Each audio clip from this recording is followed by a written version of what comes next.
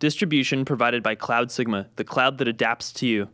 Visit cloudsigma.com/thisweekin for a free $200 credit. Today's episode of This Week in Startups is brought to you by New Relic. Use promo code TWiST and get a free month of New Relic Pro. To redeem, visit newrelic.com/thisweekin and see why thousands of developers worldwide don't deploy without it. And by SourBits. Visit SourBits.com to begin your mobile app development journey. Hey everybody, it's Friday, so it's the This Week in Startups News Roundtable. Lon Harris is with us to read the news. Vivek Wadhwa is here to give us his insights, and we have a huge week. Apple has a major management shakeup.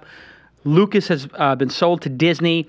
The Windows 8 phone is out. The Nexus 7 phone and tablets are out. A lot is going on. YouTube's redesigned. Stick with us. We're going to talk about each of these items and how they affect startups right now.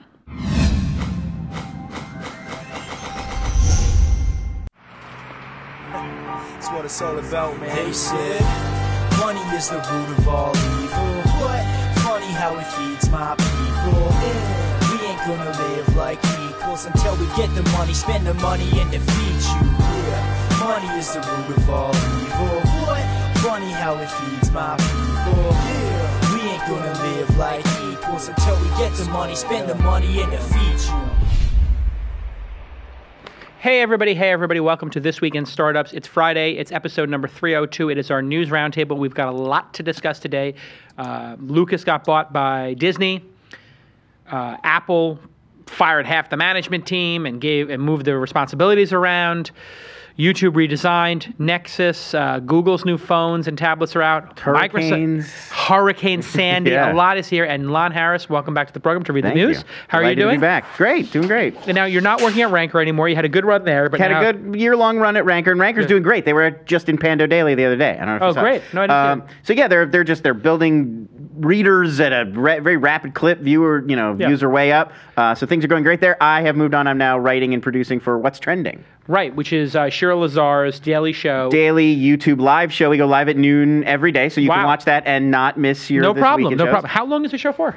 The show, it used to be about an hour. We've tightened it up to about 20 minutes now. Wow. So we do sort of a daily countdown of here's the best of YouTube today. And what led to that decision of cutting 2/3 of the show? Was it just not tight enough? It was like a meandering editorial, or too hard to sustain that much content for an hour? It was mostly a VOD issue. There was a dedicated live audience who loved the longer format, but it was very hard to chop up 20-minute segments to make them YouTube-friendly. Now we do an opening that can be basically a 4-minute YouTube segment, a middle segment that's maybe 2-3 minutes, and then a last segment that's maybe 7 or 8. So maybe what we've learned over the last, 4 or 5 years of both of us working on this stuff is it's about VOD, and live streaming is nice, but it's not what people want. Consumers want time shifting. It's a similar lesson to I think what we learned when I was at This Weekend, when we would look at the live viewership always lagged, and then the iTunes viewership was where it was. Yeah, people listen in the car, they listen at the gym. Hey, right, and so same thing with What's Trending. Vivek Wadhwa is with us. Of course, Vivek is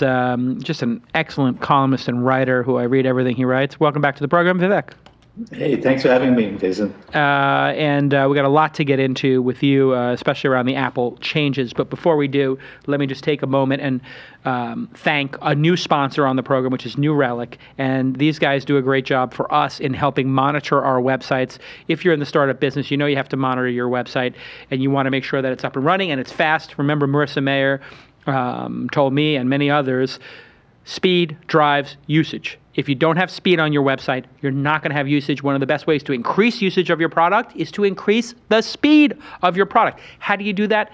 If you can measure it, you can manage it, right? That's what you hear about your weight. That's what you hear about all kinds of things in your life. If you can measure it, you can manage it. That's why I'm wearing this Nike Fuel Band. I lost 22 pounds. Thank you very much, Lon. Oh, look at that. Doing well. The Nike Fuel Band didn't do it. I did it by just eating meat and no carbs. But anyway, putting that aside. I thought you had to cut off your Lance Armstrong band and then replace it with something. That's a whole nother story. We'll get into that around later. But listen, hey, we only allow products on the show that we use ourselves, and we've been using this product, and it does things like your browser load time. Pull up my screen, guys.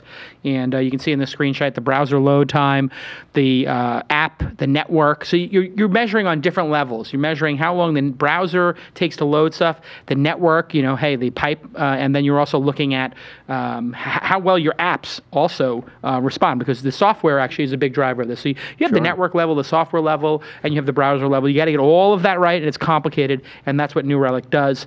And we use it for the launch ticker, which is crushing it, and for this weekend. And customers include people like Skullcandy, Spotify, Nike, Zillow, Vonage. You may have heard of some of these companies. Some of them are public. Some of them I'm wearing their wristband. These are great companies, and they use this product because it's great, and it's a really good price, too. So want X-ray vision into your web apps? Sign up today and get a free TWiST shirt. Go to newrelic.com/thisweekend. Fast, easy, no credit card is required. And they made a T-shirt, and this is an incredible T-shirt. Look at this, Lon.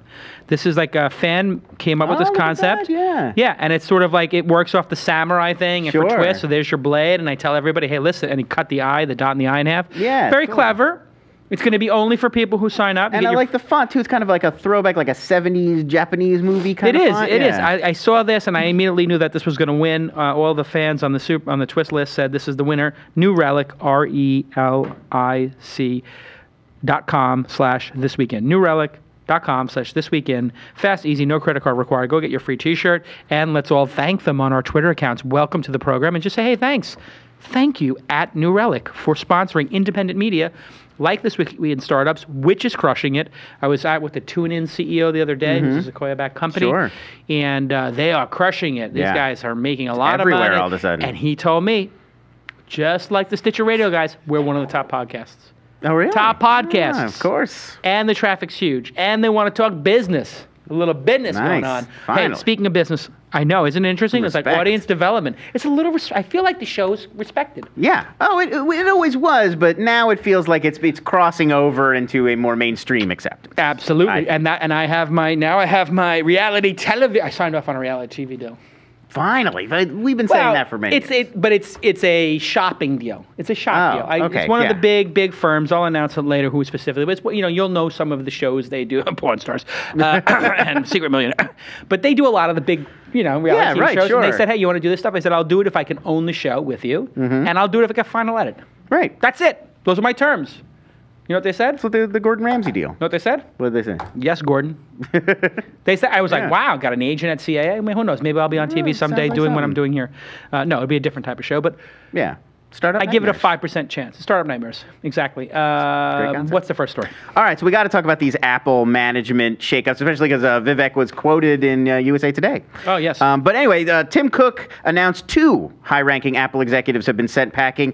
Scott Forstall, who was in charge of iPhone software development, sort of the head of the iOS team, and retail head John Browett will both be leaving the company. SVP Scott Forstall led the iOS team.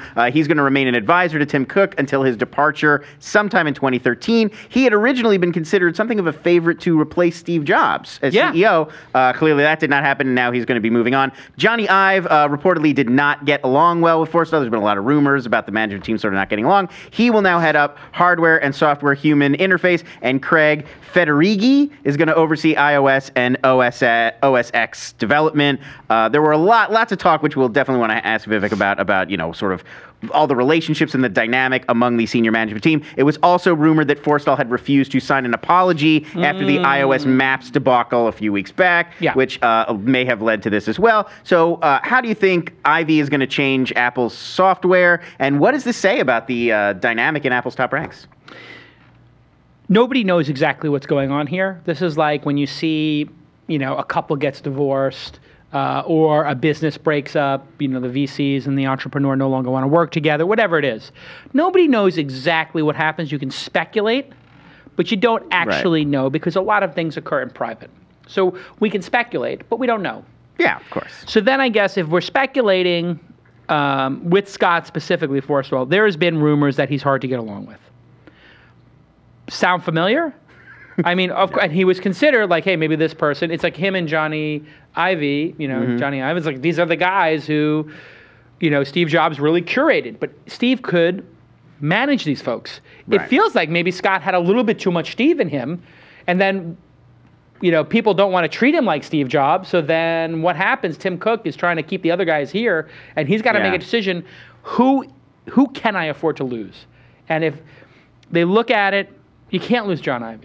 You can't lose him. This is the guy who is the design genius. Right. And it means it's a design-led company. Now, not signing the, I thought this Maps thing, signing the thing. The official I don't think they should have apology. even apologized.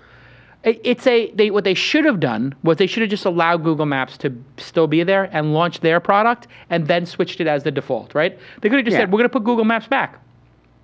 Or whatever it is. Sure, but or at least give the option. You can choose which one you want. I just think it's kind of weak to apologize like that. But now I guess the question, becomes, now that these changes have made, and we don't know exactly why, but it sounds like Tim Cook likes to have peace, and he values management peace, and he values a certain peacefulness with the media, with the leakers, with the supply chain. These are all things that Steve Jobs could care less if he was at war. Steve Jobs was at war with the supply chain, and he was at war with the press and the bloggers. He was at war with the leakers. In the sense that he thrived a bit on conflict He and loved on it. He loved it. unrest It was like conflict. It meant things were moving forward. Right. And Tim is a more even keel guy.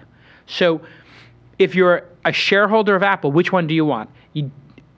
I think that both have their pros and cons. If you have total, complete chaos, there's a chance this could come off the rails. And if you have too much tranquility, there's a chance that they couldn't innovate. Vivek, you've got a lot of thoughts on this. What do you think? Well, first of all, what you're seeing is a normal transition. When you have a dictator or a king that passes away, the people who come to power battle each other. And the dictator always has his or her favorites. And those people are the ones who take the most fire. So the management stuff is 100% predictable. But what I want to question is Apple itself. We drool over every little feature as if it's real innovation. Where's the innovation? Where has the last major breakthrough been since the iPhone 1 came out? It's the same thing. We keep adding some nicer icons. We'll make the processor a little bit faster, add some more memory.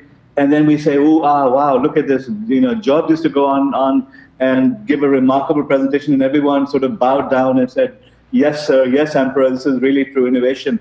But the fact is, without Jobs being able to do that, people like me are going to start speaking up and saying, hey, the Emperor has no clothes. So That's the risk to Apple right now. You think the risk is innovative new products, not management turmoil, but is there not something more innovative than a faster phone and a smaller iPad?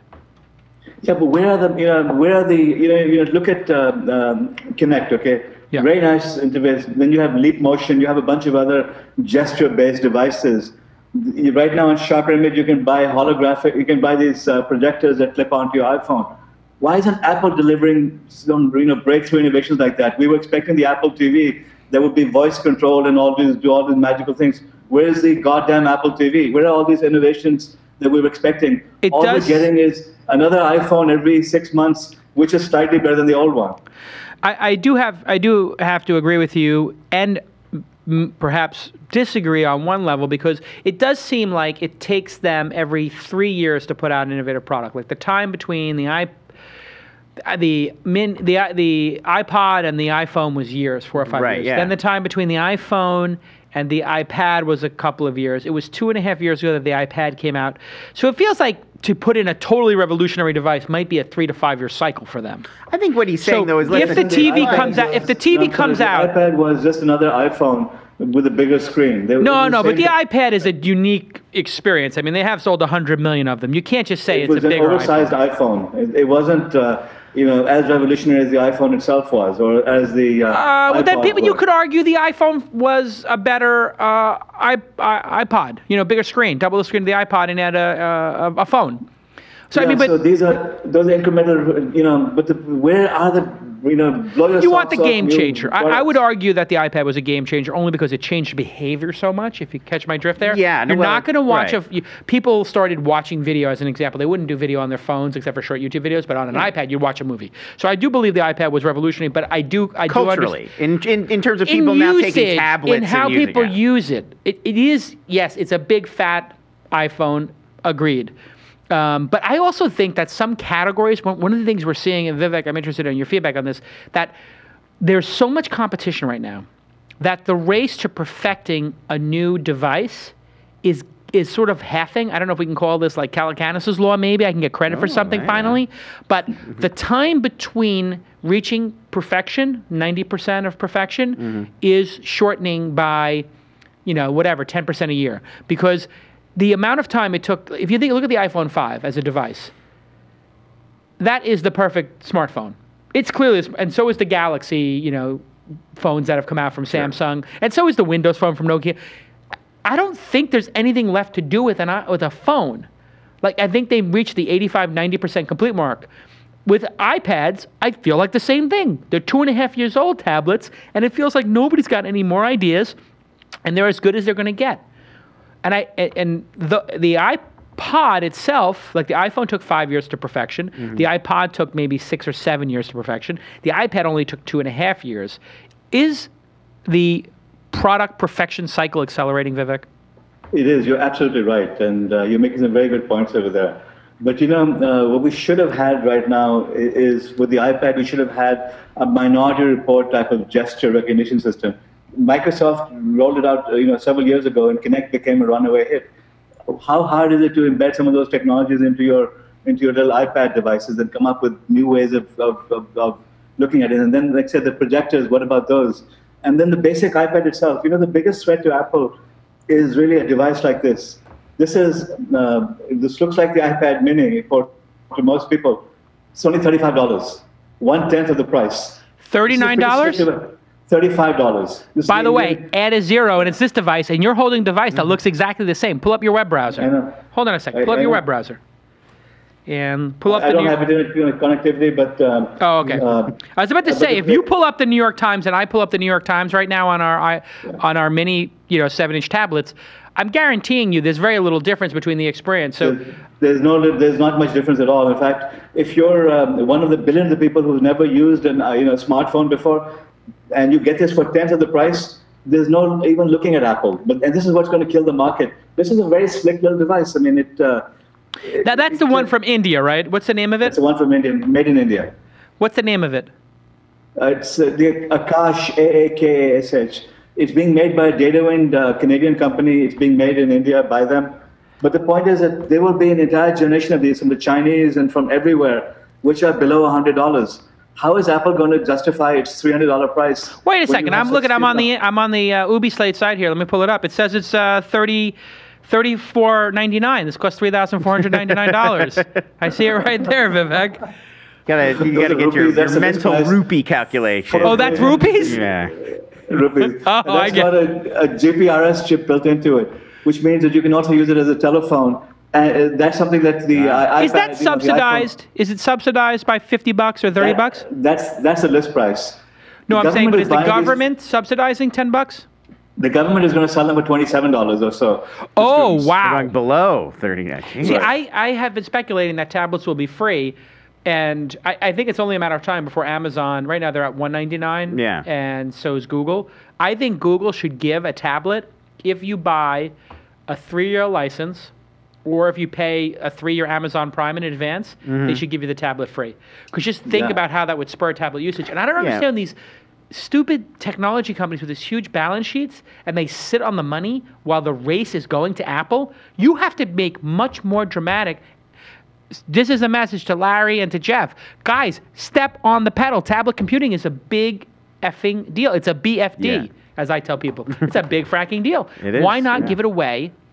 Buy a 3-year for $149. You get 3 years of Amazon Prime, and you get the device. Who cares if you lose $10 million, $100 million? Dollars. Linda Richmond. But do you think they should do that, Vivek, if you were running those companies? Absolutely. It's going to happen regardless of what we say here, because these devices are going to find their way into the United States. They'll be priced at $50, $60, $70, and then someone will say, hey, if I can have my little ads running over here, I can give it away for free. Why isn't it here? Why isn't Ubi Slate here? Why are these? This is just coming out in India this month. I mean, there were a lot of problems. The old version of this was not very usable. It's only rolling out this month, literally. November the 11th is when they're first releasing it in India. So we have to look forward to next year. They got to get these in the United States. If they get this in the United States, can you imagine? I mean, everybody will have one for each room in their house. It'll become like remote controls. It'll be like, so you anyway, just have your tablet by your couch. I do think, to summarize, Vivek makes a great point. We have not seen the game changer from Apple since the iPad. He debates it's the iPad. I'm going to respectfully disagree with him. I think the iPad was revolutionary. But Anything that sells 100 million copies got to be revolutionary. But of the first version, they do have to get something out. I agree wholeheartedly. Where the hell is the Apple TV? The TV is the one that we've been waiting for. And you know what? But he's coming out with it. I think what they wanted to do is they didn't want to confuse the market with too much product, and they're trying to maximize. And I think Tim Cook is such a wonk when it comes to, in a good way, managing the supply chain and managing stuff in a way that I bet you if Steve Jobs was alive, rest in peace, Steve. If Steve Jobs left today, he would have put that TV out. Because he'd be like, I gotta get something. And right? he wouldn't have done iPad Mini, right? Didn't he? Yeah, he was not into said it. like, I don't need a 7-inch given tablet. the performance, because given that they're selling 1 million or something of these Nexus 7s a month, he would have. Oh, okay. He would have, because he would have not wanted to see them chip away or at the franchise. So he would have had to, I believe. But he would have got that TV out by now. And I think what Tim Cook is doing is managing. Again, he manages for peace and predictability. So he said, well, why should I confuse the market? If people are coming into the store and they got $500 to spend, let's sell them this or an iPhone 5. Why are we going to put a third option out there and then, they want to pace maybe. it? All right. So what's the rush? If the TV's... Be next year. Yeah, what's the rush? And get a little more time to polish it off because there's going to be so much scrutiny on it. Let's do the next story. All right. So while we're staying on the tablet market, Google updating its Nexus 7 tablet and adding a 10-inch tablet, the Nexus 10. It's going to be the first Nexus tablet to directly take on the iPad. As well, the company has announced the Nexus 4 phone, which will replace the Galaxy Nexus. All these new products are going to be available on November 13th. And I've got the specs on here. The Nexus 4 by LG, 4.7-inch screen, wireless charging. Can take a 360-degree panoramic photos. Yes. Wow, I didn't know it had that, like the induction charging where you put it on a... Yeah, it comes with an inductive charging dock. No. That's what my notes here say. The 10, wow, that's the awesome. 4. That's the 4, okay. And then it's 8 gigs for $299 and 16 for $349. No LTE. And then the Nexus 7 is going to be 16 gigs for $199. It was $249, so they're taking the price down a little bit. And then Nexus 10 by Samsung. It's going to be the highest resolution tablet on the planet. The battery lasts 9 hours, 500 hours of standby, and that's going to be $399 for the smaller version, and then $499 if you want the 32 2560 by 16 high resolution. Yeah, 4 million pixels. 300 PPI. Wow. Impressive plate. So I guess the question would be, if the Nexus 4 tanks, whose fault is that? Google or the control freak carriers? And how competitive do you think these Nexus tablets are going to be? Feature and price rise against Apple, Amazon, This is a blunder. Microsoft? It's a blunder. Listen to me. You listen. I'm listening. It's a huge blunder to not have LTE on a phone. Anybody with LTE, what's happening right now is you go to a bar or you go to your schoolyard or you're at home and somebody says, I want to, this literally happens now, hey, did anybody see that YouTube video, Gangnam Style? And 4 people take out their phones and try to get to it. The person with the LTE has the HD version loaded before the 3G person even has YouTube's logo loaded. I think that's very astute. That's what people are looking for. Like those little things of, I want to be the first one to be able to show everybody Gangnam Style. It's about the speed. You cannot watch, listen. Please listen, Google. LTE is the most game-changing mobile feature. If you don't have LTE, throw the device away, put it on the ground, on the side of the curb, and smash your goddamn phone into pieces. If you don't have LTE, do it right now. If you hear my voice and you're listening to this on your phone, put your phone up against the curb and crush it, and then tell them that it got run over and get your insurance. And then, I'm not telling you to do insurance fraud. Do insurance fraud and get on LTE. Vivek, am I right or am I wrong? I won't endorse the insurance fraud, but you're making some very good points. Do you have LTE or not? No, I've got a 4S. I mean, and it's pathetic. Have you seen LTE performance, or have you been like with somebody who pulls out LTE and shows you how fast it is? Yeah, I've heard about it. I'd love to get it as well. It's unbelievable. I hate Verizon. This is a message to Ivan from Verizon. I hated your company for so long. Hated Verizon. Hated that company. Terrible company. Terrible service. Just price gouging. Everything horrible. And you know what? I love Verizon. If somebody tells me, like, what's your favorite company right now? It's Disney and Verizon. Really? Because Disney. I can now get 20 megabit going down the 405 freeway, 20 megabit. I'm driving in my Tesla with the 3G connection in the dashboard. You're not using your phone while you're... No. Okay. No, of course not. I was in an Uber. But I'm in an Uber watching Netflix, watching in HD, excuse me. It's unbelievable how fast it is. Yeah, that's what's frustrating is, How's the Tesla? Hey, right, talk about your Tesla for a second. How is that? It's incredible. I took a friend of mine out last night for a ride, and I took Ev Williams out for a ride. I took Chris Saka out for a ride. Both of them ordered the car the next week. Like, everybody who I take for a ride orders the car. Everybody who's got half a brain who gets in that car. It's so fast that to have a sedan go as fast as a Porsche or a Corvette it's shocking to people how fast it is. And then you have this beautiful technology in it, and they're doing over-the-air updates, and it's a flawless car. It just won Car of the Year. Yeah. And then to hear Mitt Romney call Tesla a loser, and then whatever, a week or two, they got 12,000 ordered. The company hits profitability, right? From what I understand, they're going to hit profitability any month. In the news, they keep speculating. And the car wins Car of the Year from Automotive Magazine. How does Romney, who is supposed to be a pro-innovation jobs guy, well, then if you say believe that Tesla's a loser? I mean, if you buy that, he's an never been in the car. innovation. It's like, but I mean, it just rings so douchey. I hate to use that word, but it's so douchey. It would be like saying the iPad or iPhone is a terrible product. It creates this dissonance when a political candidate says that a product's a loser, and then it's not because you use it yourself every day. I drive it every day, and I've driven the other one for 3 years. When you say that, it makes me think you're a fraud. Well, what do you think? Mitt Romney is fraud. Let's just throw that in there. But whatever. Also, he's building this big case against all of these sort of green technologies that Obama's been supporting, and he made a tactical huge error of including that in with like Solyndra and all these companies that people don't like. It would be like saying, oh my God, MySpace and Facebook are huge losers. Right, exactly. And it's like, whoa. MySpace, yes, they lost. Facebook won. Greatest success story, right? Oh, yes, InfoSeek and Lycos are disasters. InfoSeek, Lycos, and Google are disasters. Yeah. And it's like, wait. InfoSeek and Lycos did die. I think they did. But this is a huge winner. What do you think, Vivek, of this Romney nonsense? I agree with you on this one. I mean, I was leaning Romney, but after hearing a bunch of these things, I said, oh my God, he's so far off base, it ain't funny. It's almost like it's almost like somebody's handing him notes. No, it is exactly like, what it is, yeah. Hey, be passionate about this.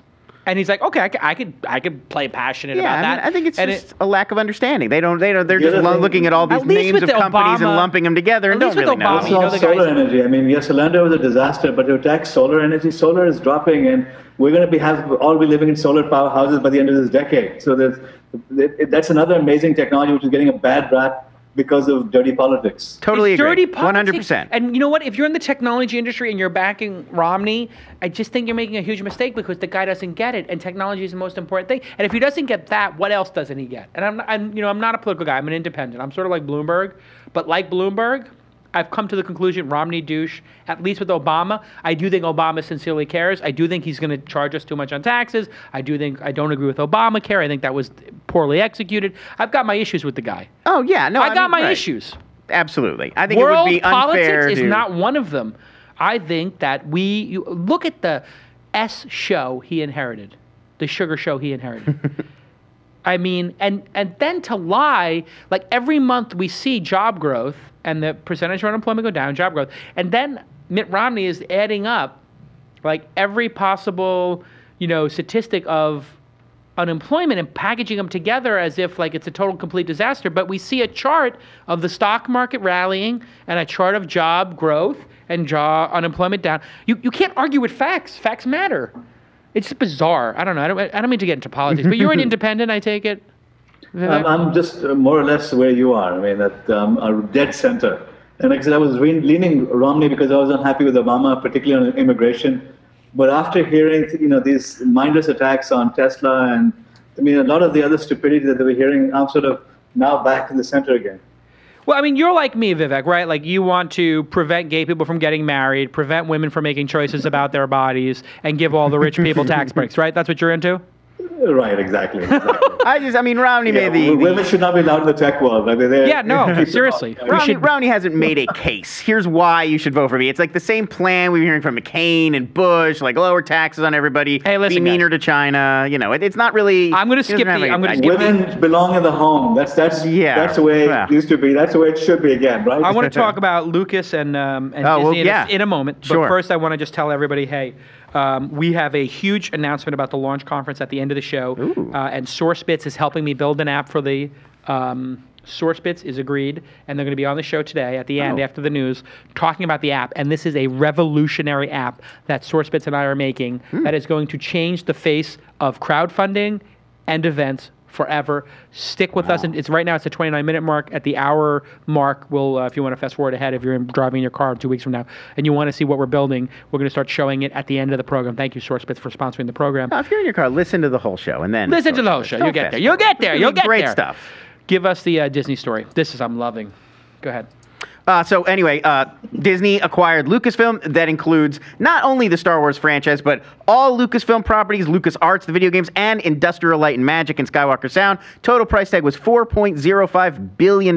Lucas has pledged that he's going to donate most of the money he made. He owned 100% of Lucasfilm by that. Yeah, that's a way to run a startup. Education charities. The deal involves 3 new Star Wars films, the first of which is going to arrive in 2015. Lucas is going to be an advisor, but he's turning it over. He said, quote, "It is now time for me to pass Star Wars on to a new generation of filmmakers." Thank God. Star Wars is also going to be integrated into Disney TV, games, the theme parks, the whole shebang. Disney had previously purchased Pixar for $7.4 billion back in 2006, and Marvel, very memorably, for $4 billion in 2009. So what do you think of the terms of this deal, $4.05 billion, and who should direct the new Star Wars films? My heart bleeds for the guy and for Jason. I mean, what do these rich people do with all this money? I don't know. They go know. around buying Teslas and other fancy cars. You could drop about 3 zeros off of what he's made. I mean, Lucas is just, it's a $4.05 billion more, just on top. It's on top, yeah. Scrooge McDuck style pile. Listen, but when you have the kind of money that Jason does, what difference does $1 billion or $2 billion make? Yeah, anyway? what's a few billion between friends? Exactly, please. I got a lot more work to do. Listen, This is fantastic. Disney is a great company. I'm very bullish on Disney, and I'm going to buy a lot of stock in Disney, I think that these guys have crushed it. Being able to acquire Marvel, Pixar, and Lucas all in the same 2 or 3 year period?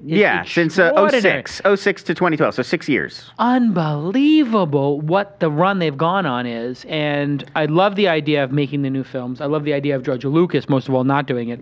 Yes. But on a technology basis, what this is going to allow for, Disney has never really made a big run at the internet. They've had, the Disney Internet Group. They've done blocking and tackling, single and doubles. But let's face it, movies and licensing and the parks have been juggernauts. Yeah. They could be an internet juggernaut. They could be as important to the internet as Facebook, Google, Yahoo, certainly, and AOL. They're not yet. They need to focus in on the internet side. Yeah. Big time. With this, because Star Wars is a top property on the internet. Sure. And if you own Marvel and Star Wars and all these things, and you can't, they have to, and ESPN, they really need to focus in on this stuff. I mean, they've got so many of the greatest creative minds in the country now in one place, under one roof. It sort of boggles the mind. Why don't they have a top 20 site? They gotta get a top 20 site. I mean, I think the Go.com thing seems to have thrown them off for a decade. For 2 decades, and I really think people really would like to get inside Star Wars or get inside, a brand like that. Just to get more inside of something. I feel like you're using that word a lot. I don't know. They can expand the value of Disney. They can, the Disney brand is so powerful that they can build on that and now get into new domains. People trust Disney. When you think Disney, it's motherhood and apple pie. So this is a great strategy. It was interesting to me. A lot of people still associate, the internet, the immediate reaction was oh, they're going to make it real kiddie and everything's going to be kind of dumbed down for the Disney audience. But I think people forget so many entertainment properties have come out of Disney that aren't branded with that Walt Disney Pictures sort of vibe. They had Miramax for years, all these Pixar movies. But can you imagine the Avengers? If you could just go to a website and just get inside of Toy Story every day. If you could go inside of... So you're saying it would be inside Toy Story? Or you'd be inside of... Inside Wreck-It Ralph, yeah. Yeah, you just go inside that topic. Sure. If only somebody had sort of maybe some apps. Yeah, if somebody That could this figure out concept, that strategy to get inside of these topics. If somebody had an aggregation ability Right. to curate and aggregate all these topics, Sure. next story. Somebody should really get on that. Microsoft, we've got to talk about them. Unveiled the latest iteration of its Windows Mobile Bob Iger, operating call me system. Bob Iger. I met him at a Lakers game. Bob Iger. Nice Big- guy. Yeah, big guy. New features in the new Windows Phone 8 operating system. New Office is pre-installed, so you get immediate access to docs. It also has native Skype and Yammer integration. Facebook Photos can be displayed on the lock screen. DataSense monitors and optimizes your mobile data usage against your carrier limits. Pandora comes with a year of ad-free music, and there's a Kids Corner function limiting the apps that your kids can access, which has been very popular among parents. Which feature impresses you most? And will this help Microsoft catch up to Apple and Google? Vivek, Microsoft toast, not toast. Microsoft toast. They missed a big opportunity over here because they're trying to protect their enterprise monopoly. They think that it'll carry over to this new world. Therefore, Windows 8 pricing is ridiculous. If I was running Microsoft, I would start thinking forward that my competition is Google now. It's not anyone else. I would give Windows 8 away for free. It looks nicer than Android. The Windows 8 has got some really nice things about it. If they gave it away for free, it would be on the net. These devices I was talking about, it would have Windows 8 on it. You'd have 1 billion, 2 billion, 3 billion of those. Vivek is right. And then you try subscriptions for Office. I mean, instead of right now, these devices, 3 billion new devices are going to have Google's Android on them. And by the way, They're gonna Vivek, have Google apps. Yeah. Before Android was out, were they not just pirating the sugar out of Windows anyway in the developing world?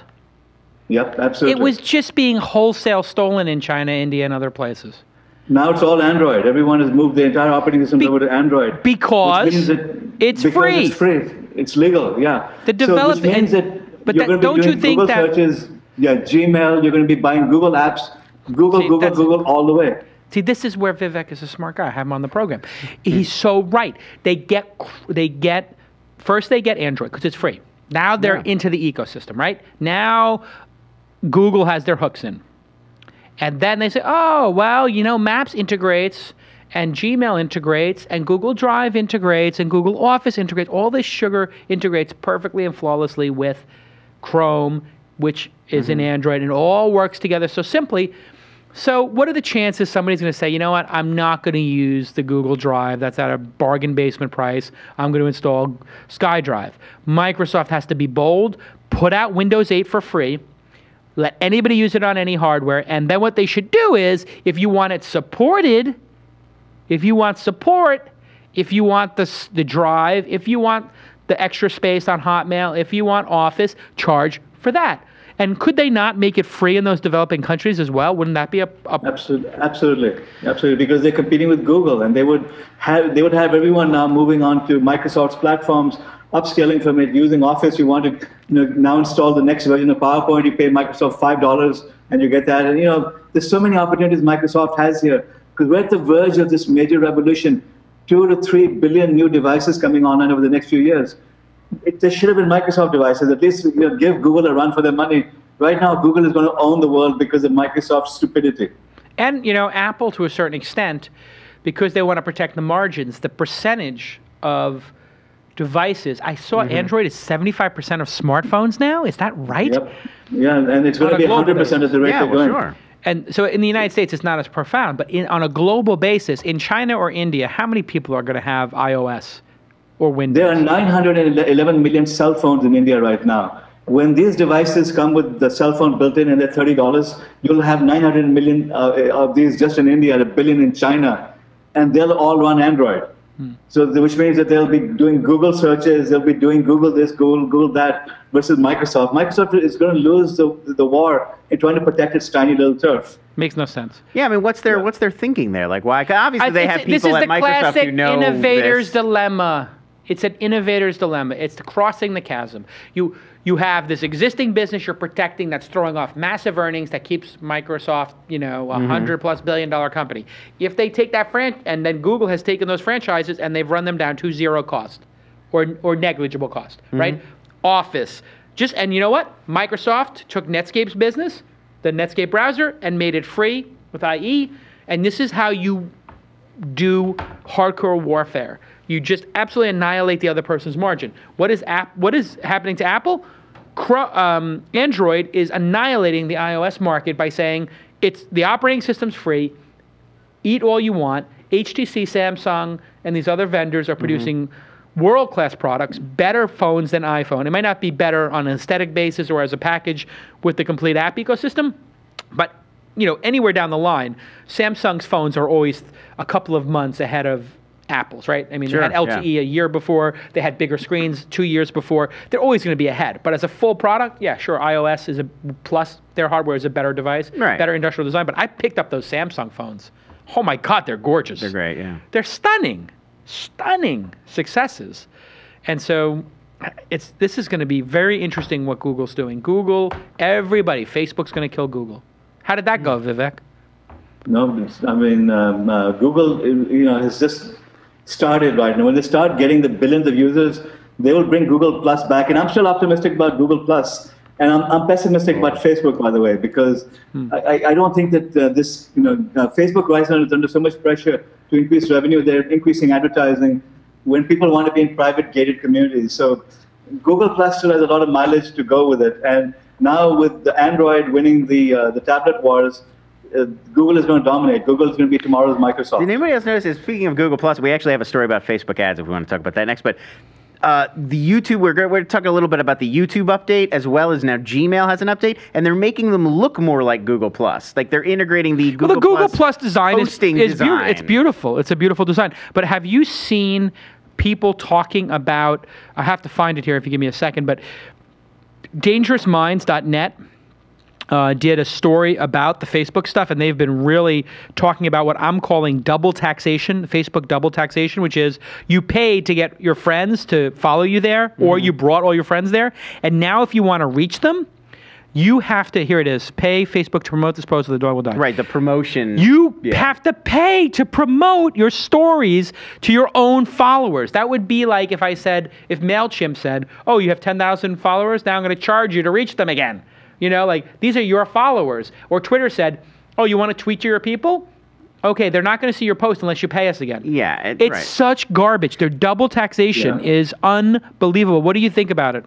I think Facebook is getting itself into a lot of trouble. People are going to begin to resent it more and more, and it's under pressure to increase its revenue. Their IPO was the worst thing that could happen to it. The arrogance and the IPO strategy is all screwed up. I mean, so you think that the IPO arrogance led to this downfall, and now they're in a desperate death spiral to maximize revenue to get that stock back up. And by the way, climbing back, when you lose 50% of your stock value, you've got to climb back 100. Let me say that one more time. You lose half your stock value. You go from 40 to 20 like they did. To get back to 40, you have to grow 100%. It's twice as hard to dig yourself out of the hole as it is to fall in it. Yeah. And when people start making stuff like this, where they make goofy caricatures of you, and people say, I want my friends back, like this Facebook, I want my friends back campaign now, and Mark Cuban tweets, like, I'm done. We're going to put everybody on Tumblr. And look at this. If you want to do your blog post and get to people, these guys calculated what's going to cost them. It's going to cost them $672,000 a year to get to their friends that they built. And I said it when they were doing it. I said, anybody who invests in these Facebook pages to get followers, and we tested it here at Mahalo, we spent about 10 grand doing it. And I realized, wait a second, we got 50,000 followers for our Learn Guitar page. 4,000 people see it, like less than 10%, 8%. Yeah. And then like 1% of those, like 40 people or 80 people wind up clicking through or clicking through. So I was like, this makes no sense. Yeah, we used to see the same thing at Ranker, where we'd have, tens of thousands of friends, but, then it would say your post was impressions with like 1,500 And so people understand technically what's happening is people got to, let's say, 100,000 followers. When they post to their page, right, when you go to like facebook.com/Jason Calacanis or This Week in Startups or Ranker or Nike, you have 100,000 people. You paid to get those 100,000. You expect when you post to your wall, if they followed you, they liked you, they would see it. Every single one of them. Every single one of them. That's what the deal was. Then they said, no, we're going to make this news rank, like edge rank, where if the post is not worthy, whatever that means, it doesn't show up. But if you get a lot of comments, it does. So then for somebody like George Takei, hey now, oh my. Oh my. Oh my, very well done. So George Takei posts all this viral stuff. Yes. And he is like, what's going on? Nobody gets my stuff anymore. So then he says, everybody comment and like on this so that you can see it, because he knows that you have to get 50 people to comment or like something for it to show up on everybody else's. Right. But that was not the original deal. I think that Facebook perpetrated an actual fraud on people, and that there is a class action lawsuit that's going to come for I invested in getting my friends. Yeah. Now I can't reach them on the It is a feed. bait and switch. It's like, a bait. no, It's a everybody blatant can- bait switch. yeah. So then what they do is they say, okay, now you can only reach X number of people, but if you want guaranteed reach, pay us. Right. But I just paid you to get the 100,000 followers, and I put the like button on my site. How many times do I have to pay you? Is going to be the question. And I think that this is the end. Look at this. So now if they want to get this to reach 17,000 of your followers, $75. Reach 22,000 of your followers, get 100. Reach 41,000, get 200. And no one calls it antitrust. I mean, I think Dangerous Minds has nailed this. It's funny, in a weird way, it's a little bit like what people were accusing Yelp of doing. Remember, they were saying if you Absolutely. advertise with Yelp, then they'll put nicer reviews at the top, and they'll basically rearrange how the searches work. So this is basically the same thing. Like, if you pay us, we'll make sure everybody sees And your Google, post. as he says in this piece, Google can absolutely crush it by saying we'll never charge you to reach your followers. And Facebook is moved your cheese. And Mark Cuban is like, we're done. Mark Cuban's like, we're done. We're going to push everybody to our Tumblr and to our Twitter. Why should we do this? It's a disaster for Facebook, is it not, Vivek? Yeah, absolutely. I've said several times that their IPO was the worst thing that could happen to it. It's making them now do stupid things. And they're going to alienate their users more and more, and the users have more and more options. So it's a losing battle for Facebook right now. It's unbelievable. And by the there way, are if you don't Craigslist follow... ads now. And now they're going to copy Craigslist ads. I mean, I just classified think... ads. Remember I said that it was unproven if advertising would work in social networks? And I said sure. 5-6 years ago, and everybody said, oh... And somebody said, oh, it's a $100 billion company. I said, there's a long way to go before Facebook becomes a $100 billion company, but then it started trending that way. And now it's back down to a $50 billion company that people hate. Marketers... Madison Avenue is up in arms about this. People on Madison Avenue from... My Sure, yeah, sources well, right. are telling me that Madison Avenue is protesting. There are silent protests and people like really handing it to Facebook. I think that if you look at the whole history of Facebook, it's been don't trust us, don't trust us, don't trust us. But we have 1 billion people, so you have to participate. Well, you know what? You don't have to participate. You can go to Tumblr, you can go to Twitter, you can go to these other sources. And this idea that you have to be on Facebook, it is absolutely not true. Well, the idea was always that's where people are. But now people are all over the place. There's a lot more. And mobile, I think, is everybody using the Facebook mobile app every day? Well, that's the thing is Like- now you got mobile, you can route around Facebook. You're right. Now you have another way And to I have a reach solution. everybody. Jason, there's another perspective over here. As we saw Google grow up, it was always into doing good. It was do no evil. They were, like in Silicon Valley, you see Google everywhere. They're always contributing money. They're providing support. They're doing good for the community and so on. Facebook has never done that. The only thing they did recently was this organ campaign, and they got a lot of publicity for that. But Facebook has never been into social responsibility or trying to win over the community or win over its users. It's never been into doing good. It's always been about Mark Zuckerberg and his ego and his money and his arrogance. Basically, it's never been about the users. It's been about Google how has much done can everything he right in get. that part. How much can he get away with? That's been. If you look at Mark's career, it's how much can he get away with? How much, could he screw his partners on the original business? How much could he screw the Winklevi? And now it's how much can you screw the advertisers in his own system? And it was also how do you screw your users? I mean, the thing that got me crazy was a bunch of these young gay people who were out of college were in a gay glee club. Chorus. And this is just heartbreaking. It's hard enough being gay in this society. One of the students said, oh, let's do a Facebook group for our gay boys choir. And it said queer choir, queer gay boys choir, or something like that, in the name of the group. Right. So he says, oh, look, I can add all the members of the choir. Adds all the members of the choir. It automatically posted that this one person who didn't understand how groups work, and how would you ever know that it would do this, posted to each of those young men's walls. These are 17, 18-year-old kids that they joined the queer choir. 6 or 7 of them hadn't told their parents that they were gay. They were outed because of Facebook's selfish, horrible track record of taking care of their own users and this lack of trust. Facebook should be sued for $100 million for each one of those. $100 million for each one. You know how painful that is for those individuals to not be able to come out in their own time, on their own terms. Look at Anderson Cooper. He took decades of his life to come out publicly. It's a very, I know a lot of gay people. It's such a personal decision. I know a lot of gay people who suffered through this for decades. These poor kids have to come out when they're not ready. They might kill themselves. And there are gay people killing themselves at young ages because they're ashamed of who they are and they shouldn't.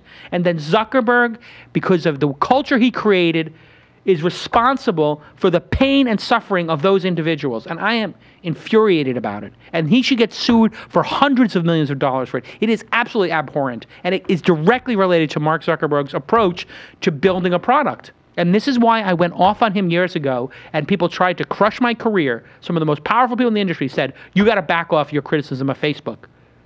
They tried to end my career over it. And look, I was right. 100% right about it. Yeah.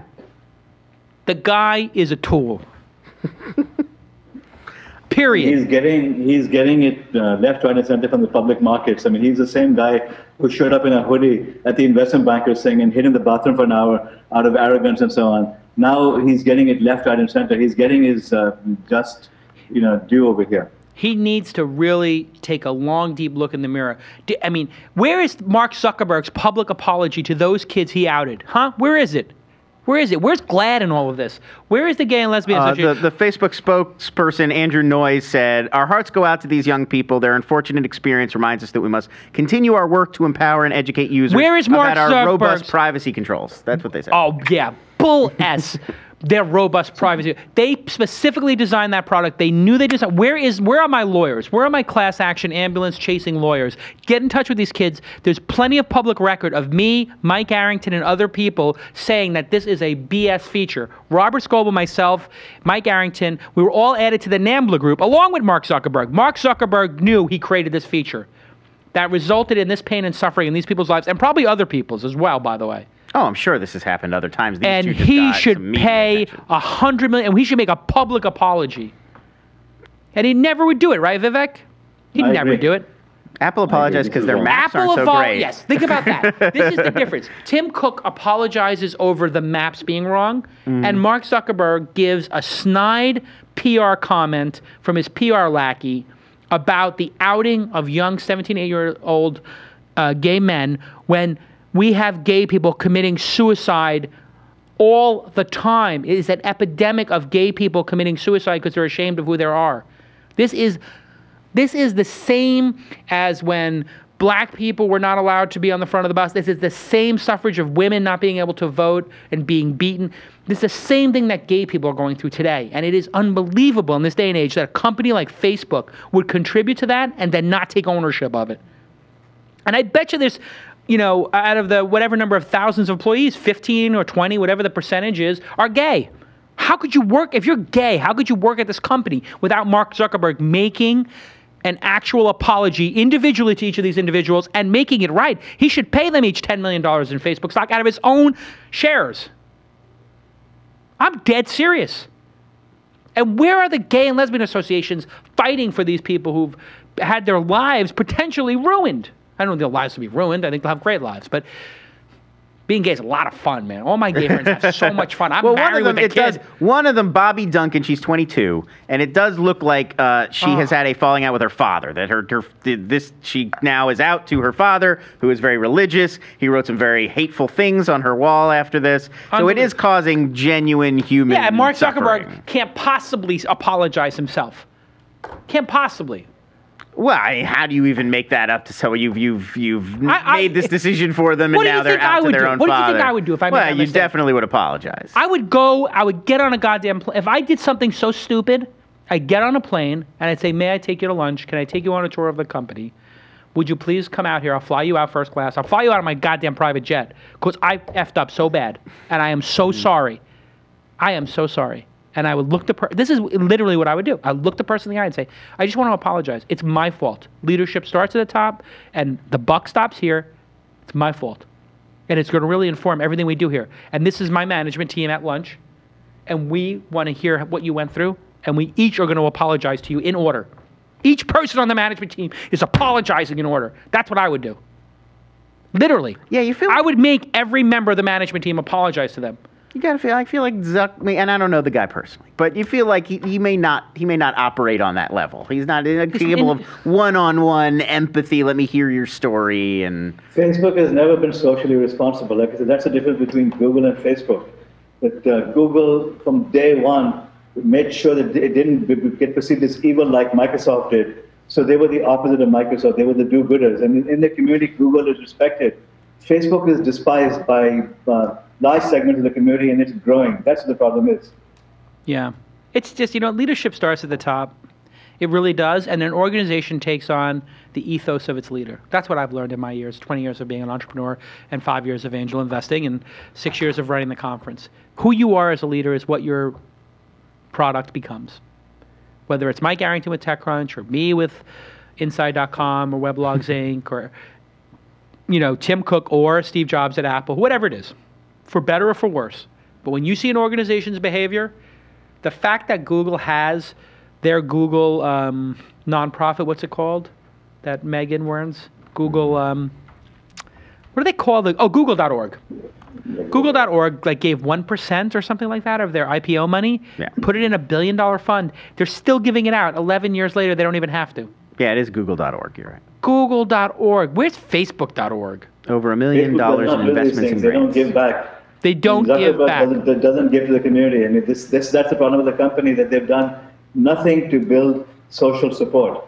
And you know what? What they're doing instead is alienating their users. And they're leaving. I heard from somebody that getting a Facebook developer right now to leave Facebook is easy. This was a VC and a startup meeting I had. I never make any of these stories up on the show. I may leave people's names out for obvious reasons. Nobody wants to pick a fight with Facebook except for me, apparently, and Vivek. We don't care. We're not on anybody's payroll. But the truth is, I was in a meeting with a senior, a well-respected VC that if I said their first name, you would know who they are, and an entrepreneur, up and coming. You wouldn't know them necessarily. And they asked about, hey, where are you getting your developers from? I said, actually, this person said, I'm getting them from Facebook. I said, how do you get them from Facebook? Why would they leave? They're like, they're vested. The stock's at 20. Nobody thinks the stock's going up. Mm-hmm. They think it's going to be a slow crawl. And it's not fun to work there anymore. And that all it's about is getting more ads on the site. And they're not innovating. All they do is steal ideas. This is what they said. I'm not making it up. People don't want to work at Facebook anymore. You can only fool people for so long. Let's do another story, and then we'll move on to my big source bits. All right, we want to talk. So much. We could talk about Hurricane Sandy. We could talk about the YouTube layout. We could talk about Yahoo's deal with Winter Media. Vivek's a great guest. Go ahead, Vivek. You pick. Let's talk about Yahoo. Do you think Yahoo's going to make it under Marissa? Yeah, that's a good question. Let's go. All right, sure. Under the terms of this new deal with Winter Media, Us Weekly and Rolling Stone content will now appear on Yahoo and vice versa. Yahoo will also get red carpet videos from Us Weekly and behind-the-scenes and in-studio interviews with musicians from Rolling Stone. The deal was started when Levinson was still CEO. It's similar to the deal he helped move forward with ABC News. And Winter is now going to sell its Yahoo pages to advertisers and share that revenue with Yahoo. How many more of these kinds of deals can we expect Marissa to close? And are acquisitions more important than these kinds of cooperating? No, let me put you on the spot, Jason. Can Marissa turn this company around? Yes, I do actually believe so. And I'll tell you why. She is a positivity machine. I've known her for many years. She's always been delightful and positive in every interaction I've had with her.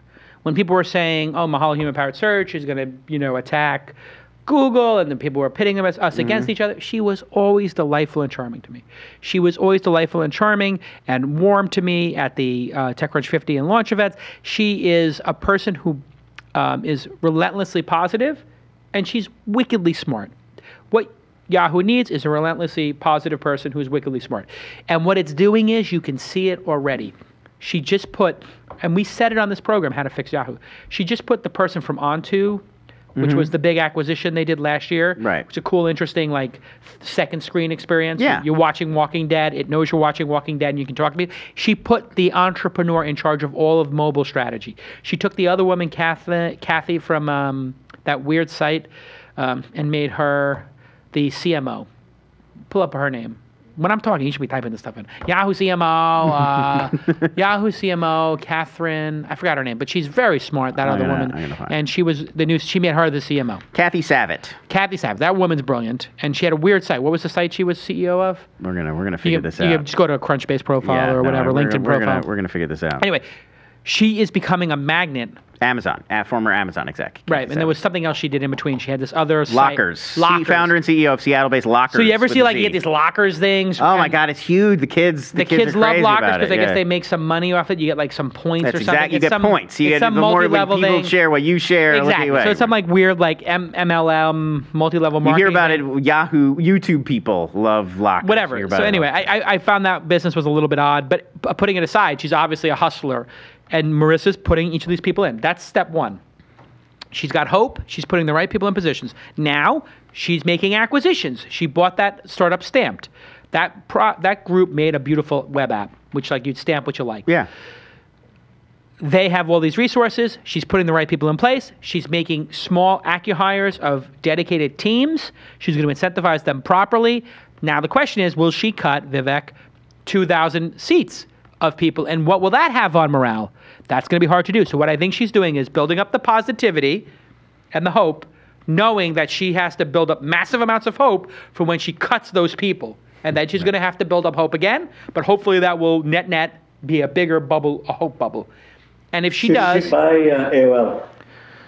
I don't think she could buy AOL. Because it's worth $3.5 billion right now. Well, unless Tim Armstrong wants to cash in his chips, and yes, she should, if she could. Right. Because she would get all those content properties, although...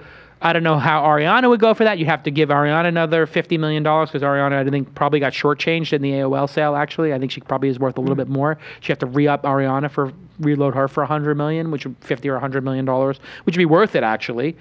And I think if she buys a dozen companies a year for 3 years, one of them will become YouTube or Pinterest or something. And you know what? People like her, and they'll take the meeting. If we were sitting here talking 2 years ago and that Scott Thompson guy, he was smarmy and people hated him, and he was a liar on his resume. Yeah. I mean, not a well-liked. If you have to understand entrepreneur psychology. If I'm going to sell my company, if I'm Jason Calacanis, if I'm Dave Morin, if I'm Kevin Rose, and you sell your company, whether you make money or not, you're going to make some money in life. It's not really an issue for, let's say, that level of entrepreneur. But what really matters to guys and gals who are entrepreneurs who've got whatever level of notoriety or success is, that they sell their baby and their team to a place that's going to take care of it and they can be proud of. I'm very proud to say I sold my first company to Dow Jones, my second company to AOL, and that AOL still covets Engadget and Autoblog and Joystick. Would I rather have sold it to Disney? Probably. But AOL paid a price that was much greater than everybody else. I'm not saying Disney offered. I'm not saying they didn't. I'm not saying News Corp did or didn't. The point is, if I wind up selling Inside.com or /Mahalo or This Weekend, I want it to go somewhere where I can be proud of where we went and what we accomplished. And now Yahoo is one of those. I think if you sell to Facebook right now, you feel like a loser. If you sell to Google, you feel like a winner. If you sell to Yahoo, you feel like a winner again. That's critical. That's critical. Yeah. The reason why Facebook had to pay through the nose for Instagram was they knew the dream was over. They knew it wasn't going to get, it's the gig's up. Yeah. It was just purely cash. But with Yahoo, you might sell and say, hey, you know what? Maybe, if you're Dave Morin or me or whoever, like, hey, yeah, maybe I could work with Marissa for a couple of years, or maybe I could work with Larry and Sergey if they treat me nice. It's just interesting. It's an ego issue. I feel like people think of it and like it's all raw numbers. No. And it's not at all. There is a personal, psychological, philosophical aspect to it. Business is personal. It's 100% personal. It's never just business. When people say it's just business, what they're saying is, I'm saying it's just business to make you feel bad about how personal I've just screwed you. That's when they say that. That's the point. Oh, no, don't take it personal. It's just business. Because I just screwed you and you personally feel really bad about it. When Mike Arrington and I broke up over TechCrunch 50s, it's not business. It's just business, not personal. No, it's personal, was and you're very trying to put a clearly little sugar coating on it. Vivek, what do you think about my comments on Yahoo? No, I'm glad to hear that. I mean, you know more than I do, because I really like Marissa. I want her to succeed. If for no other reason than because she's one of the few women who are running prominent Silicon Valley companies. So we want to have a role model here for tens of thousands of other women. So I really, really want her to succeed. But frankly, I don't know if I had her job, what I would do. I mean, because Yahoo has so much legacy that I don't know how she can turn it on. If she does, she's a superhuman, and she's got my wholehearted support on this. As far as Mike Arrington goes, you know him better than I do. I saw Mike Arrington for the first time the other day. Really? We were at an event. dramatic. We were both at an event in the same room. Oh my god. Seated on other separate sides of the event, and literally like 10 people came up to me like, Mike Harrington's in the room, which means there's 10 people going up to him saying, Jason Galganis is in the room. Of course, and yeah.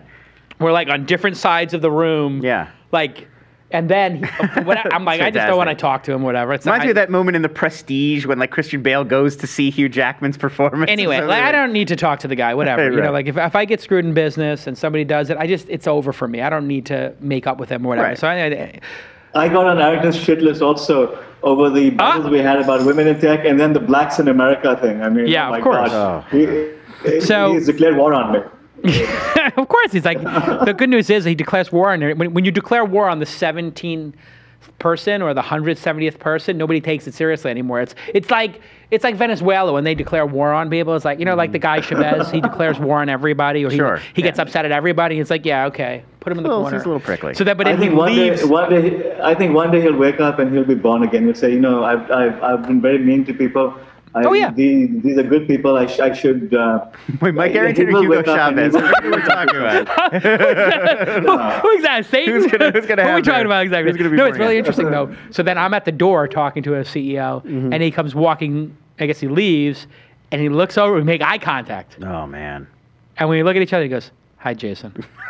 I would And love to leaves. be a fly on the wall for that. Hi, Mike. It was pretty funny. very dramatic. It was not. It was very corny. It was like, who cares? Move on. I mean, listen, I own the Launch Festival. It's a much bigger success than TechCrunch Disrupt right now, I believe. Well, putting the Zuckerberg interview aside, that's a pretty big get, but I'll never get that. All right, listen, this has been great.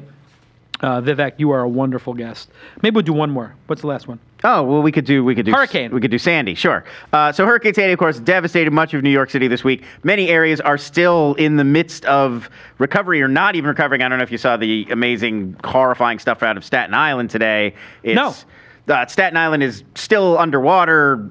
Tens of thousands of people without power, who need help, who are stuck there. It's Shameful. it's a complete horror show over there today. There was a great, I think it was, I want to say New York Times, but somebody had an amazing piece on it today.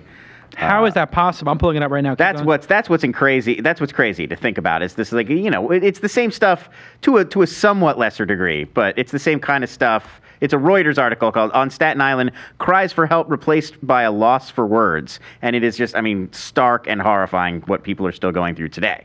So we don't want to minimize that, but we do want to talk a little bit about how hard this has hit the startups in the tech industry in New York City. Verizon's key switching station in Lower Manhattan completely flooded. Foursquare's offices had to completely shut down. Employees were moved to temporary office space.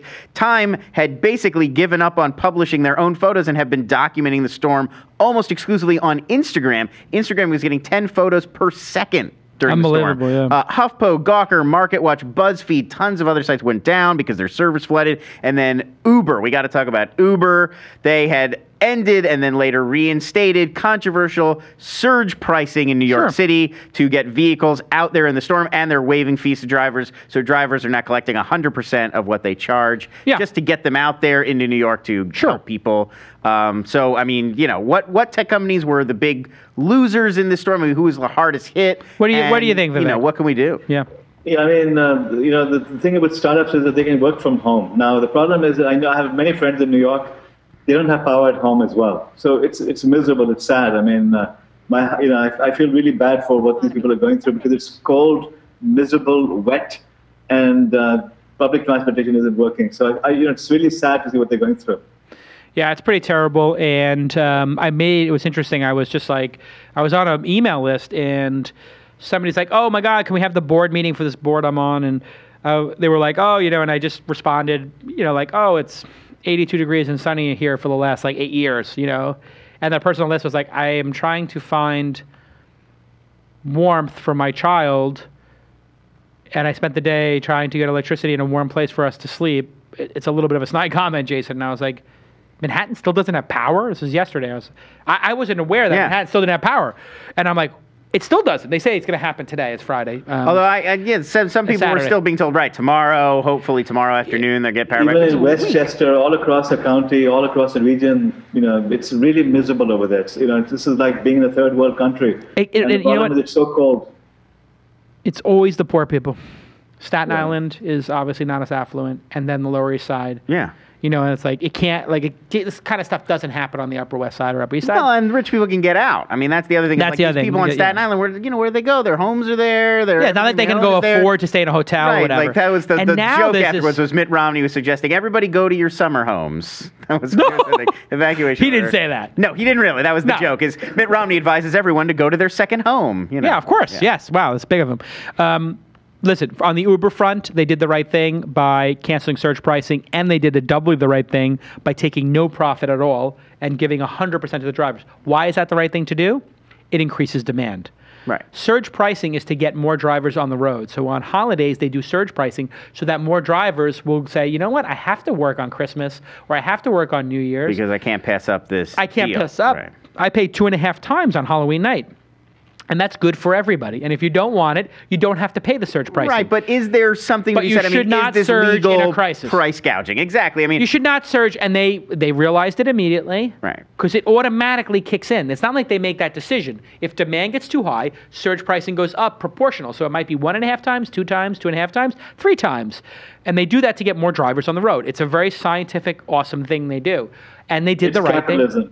What's that? Capitalism. As long as it's capitalism, as long as you're not taking advantage of people, people have an option of buying a service and not buying a service. That's the way life works. Yeah. And what they did was they said, okay, this is a tragedy. We shouldn't do price gouging, of course, inadvertent. And then they pulled it back, which is what they did, which is what I would expect them to do. I'm very proud to be an angel investor in their company, and they do a great job. It's the same thing with like gasoline or water. Like in a crisis this, could you charge more? Yes. Should you? No. No. And the other thing is businesses. Like businesses now are like, I saw Madison Square Garden emailed their people and said, we want people to come to work because we need to get ready for, the big Knicks season starting and for the Rockefeller Center. Sure. And we owe it to those people to get that stuff up and running, which is true. People do want to go see that stuff, especially at a time of crisis. Get it back up and running. But they said if you choose to stay home because you can't get in or whatever, that's fine. Use a personal day or vacation day. And I thought that's reasonable for week 2 of the crises, when it gets easier on people, but it's not reasonable in week 1. 2 or 3 days after. You can't for the first 2 or 3 days. Like after 9/11, it's like, go take care of your families. But after that, it is reasonable to say like, hey, it's a week after the storm. If you choose to stay home for week 2 or 3, but you just can't send that email in the middle of right it, away which is while a things big are still mistake. Going on, Because companies need to, but I have a friend whose company has been down, Skip Hop. He's got 50, 60 employees. Is a great maker of kid stuff. And Michael Diamond, a friend of mine from New York in the old days, his office is down, his servers are down, his ERP system is down, the factory in New Jersey is down. This is going to be a major loss for him. It's 4% of the year. Yeah. 5% of the year is going to be a wash. That's like when you're running a tight business. No pun intended. Right. It's going to be a wash. It's very sad, and my heart goes out to everybody in New York. And actually, it feels like this could have been a lot worse. So I do think there is something to be said for people did a good job reacting. The emergency service people seem to have done a great job, and people listened to the warnings.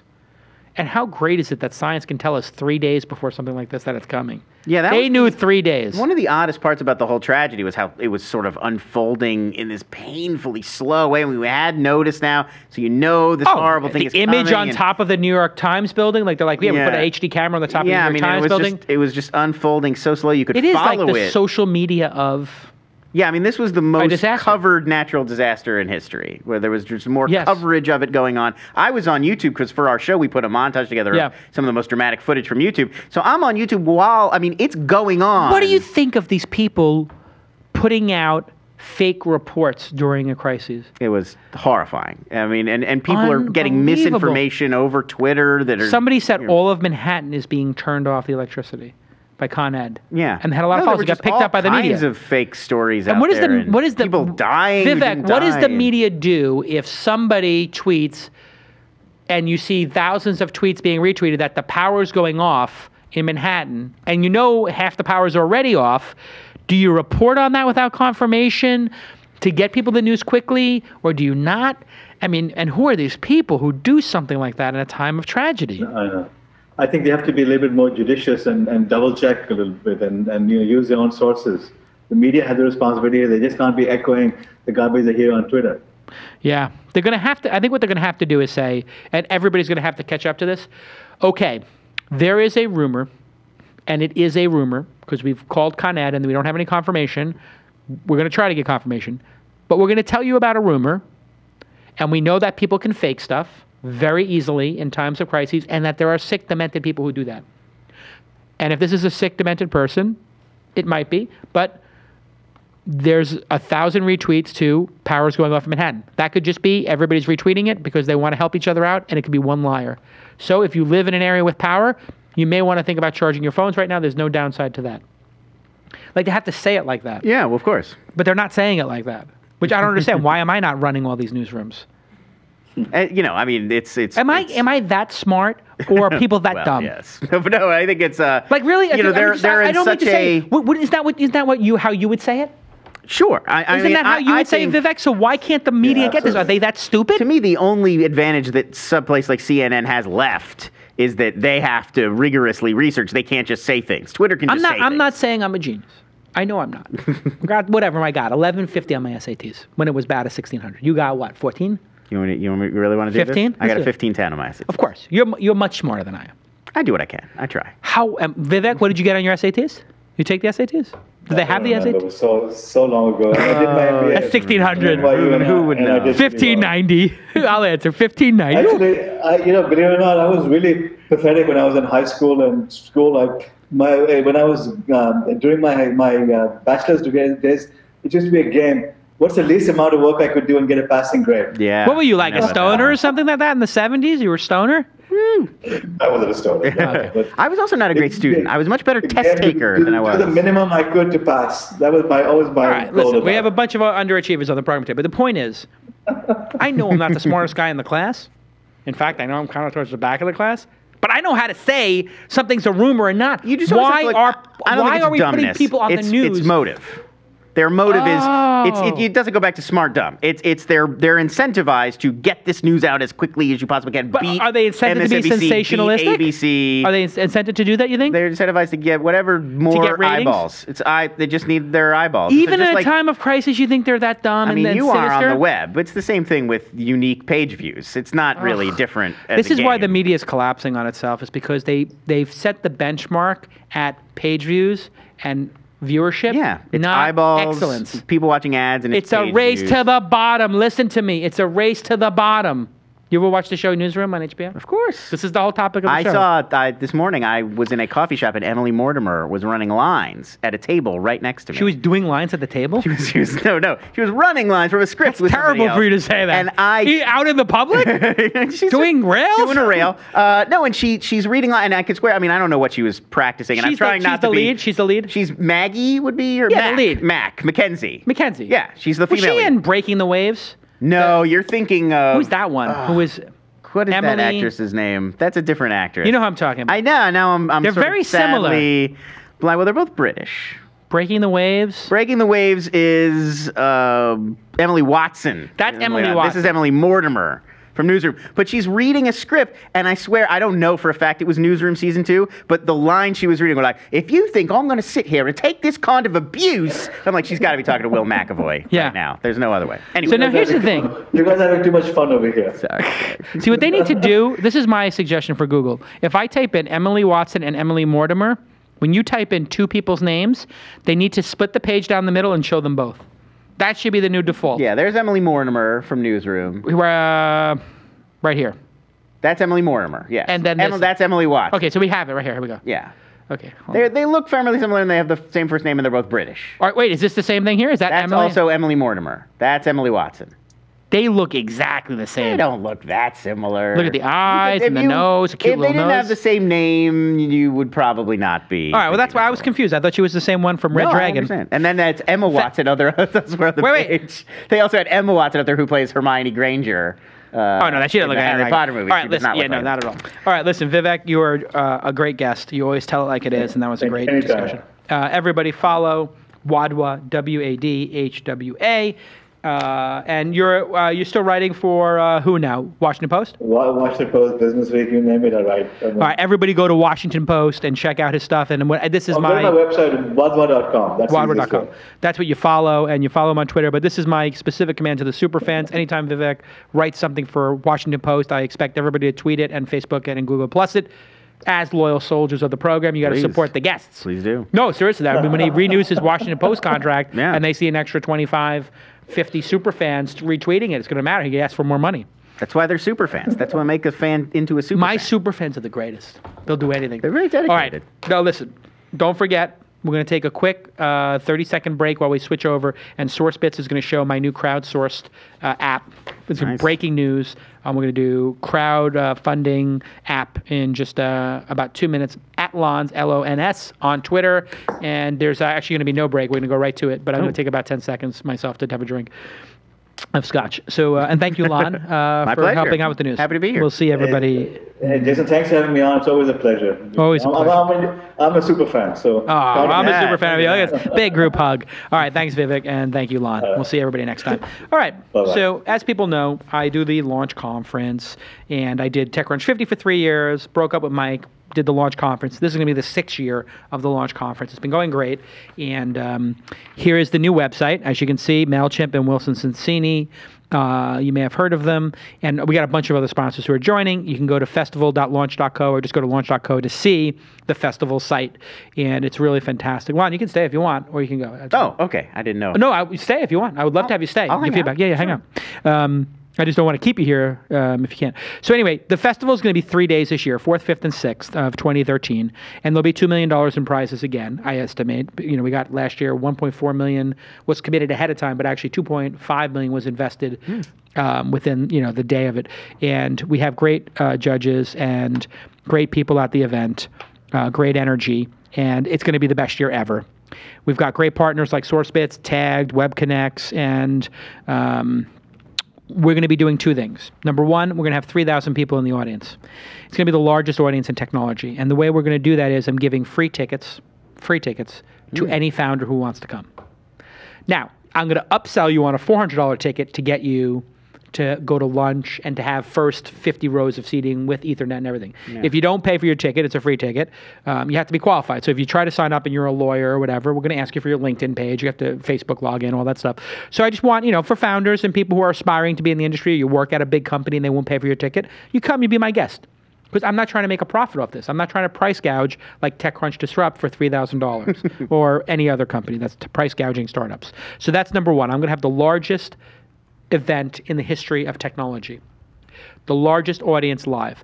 To give you a perspective, when Steve Jobs would give a keynote, 500 to 700 people in the audience, the Disrupt conference, the TechCrunch 50 conference, the Launch conference, and the D conference, that was all like 600 people. That's what we'd set the room up for at all those conferences.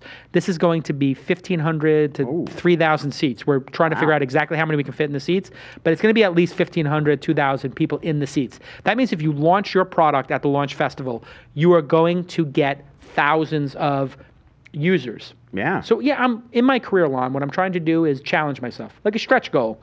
Because sometimes I felt like, maybe I'm setting the goals too easy. So I'm trying to set the goals bigger. Like I want to have Steve Ballmer on the program. I want to have Larry Page on the program, Elon Musk. I'm going for the bigger names, right? And so here's the same thing I'm doing with the event. So number one, we'll have the largest audience ever assembled. That's great for startups, right? Sure, yeah. The money is not the issue for me with this conference. Impact is. And also I need to prove that I was the brains behind TechCrunch 50, not Mike, right? Because it's a little bit of a competition. Obviously have to prove it. So I don't have to prove it. I know it, but I just want to make sure, lest anybody think differently. TechCrunch 50 was my idea.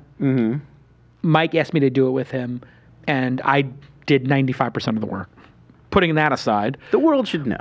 the world should know exactly what happened. Yes. But anyway, putting that aside, one of the things I want to do, because it's really about helping the startups, is just like Mint, Yammer, Red Beacon, Room 77, and Space Monkey were the winners over the last 5 years, and they've done tremendous. Look here on my screen.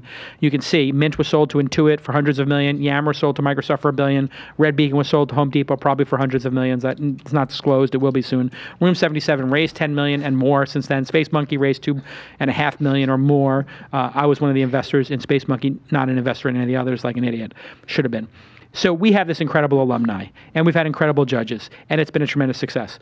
But what I said to myself was, I want to take this even higher. So Innovation 1 is going to be the largest audience in tech. Innovation 2 is, we're going to be the first conference to ever do live crowdfunding in the audience. How am I going to do that? I'm going to do it with my partners from SourBits. So, SourBits, are you on the phone?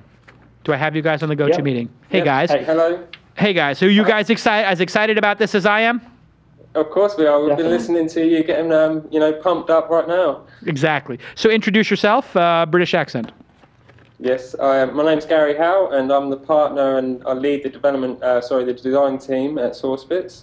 And I also have Rick here. He's one of our most senior designers, and he'll be actively working on the on your app. And I think you should be enlightened to see some mock-ups, hopefully in this segment. Great. So tell us a little bit about SourBits and what you guys do as a company. Obviously, you've been a sponsor of the program for the past year or so, and I appreciate that on behalf of the audience, helping tell stories of entrepreneurs and share information. But what is SourBits, and how are you guys doing? Well, SourBits is obviously a software design agency and design engineering. So we produce mobile applications, websites, cloud solutions, Mac desktop applications, basically anything that you need as a startup or established company, any digital software and design, we can provide. Great. We also have a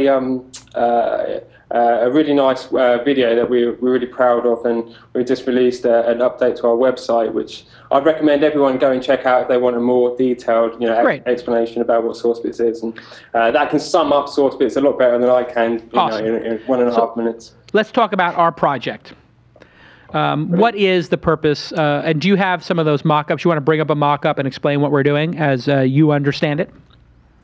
Yeah, definitely. I mean, the way that we do the mock-ups is part of the process, so it'd be good to explain how we get to certain points in the design process, because I think that'll give yourself, obviously, in this situation as the client, and your audience, the viewers, an insight into how the design, us at SourBits Design Studio works. So I can quickly go over the process, and then we can show you the mock-ups as and when they fit in with, how I go through the design. Sounds good. Let's do it.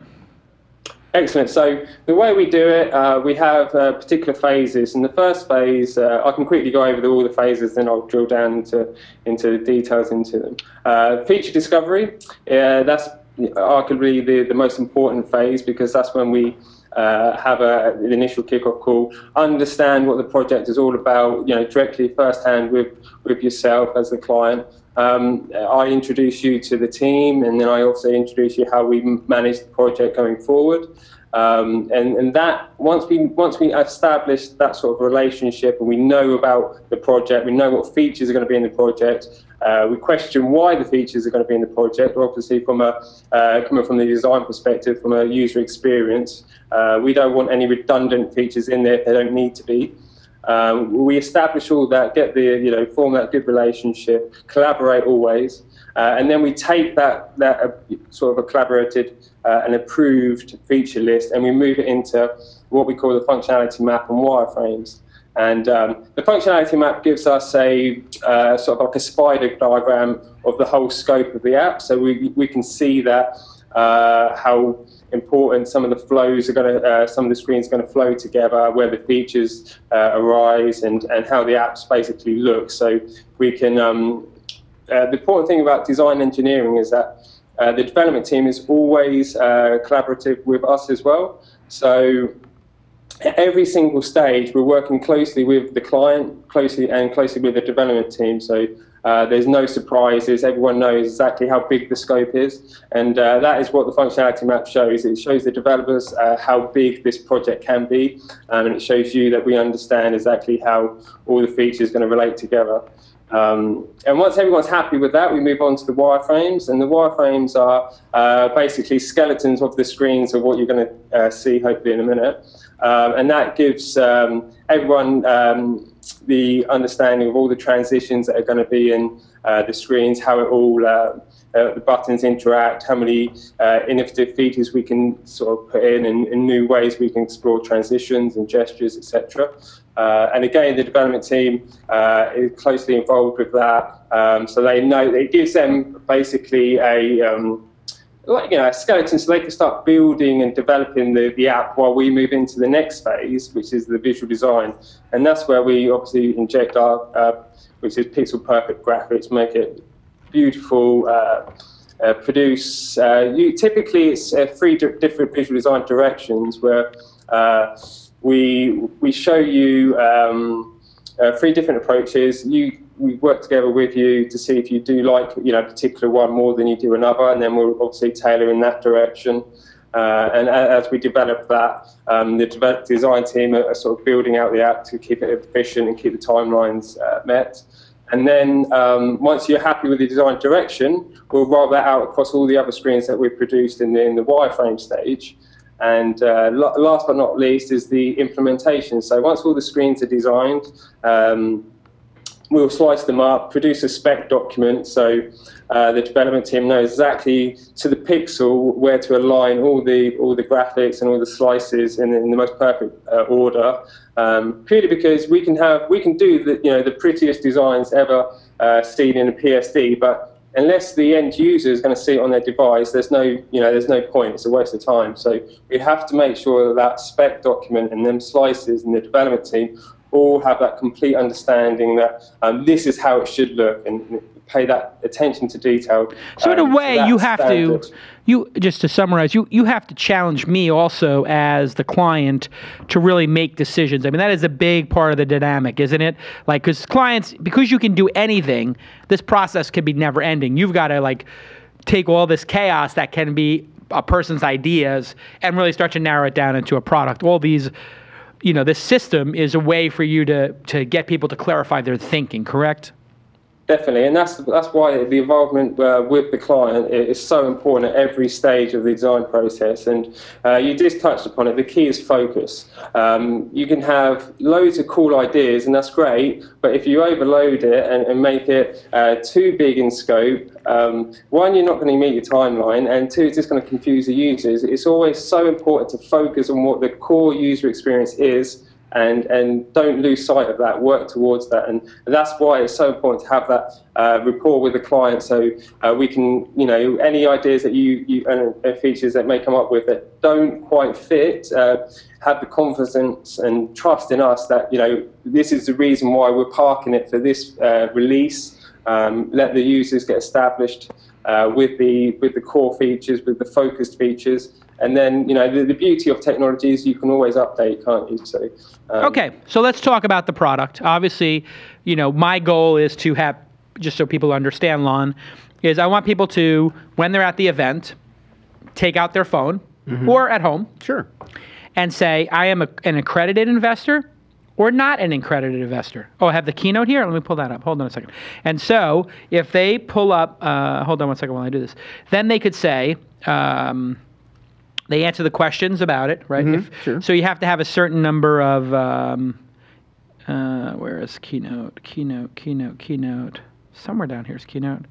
There it is. Okay, here we go. So here are some of the wireframes, just to take people through my thinking.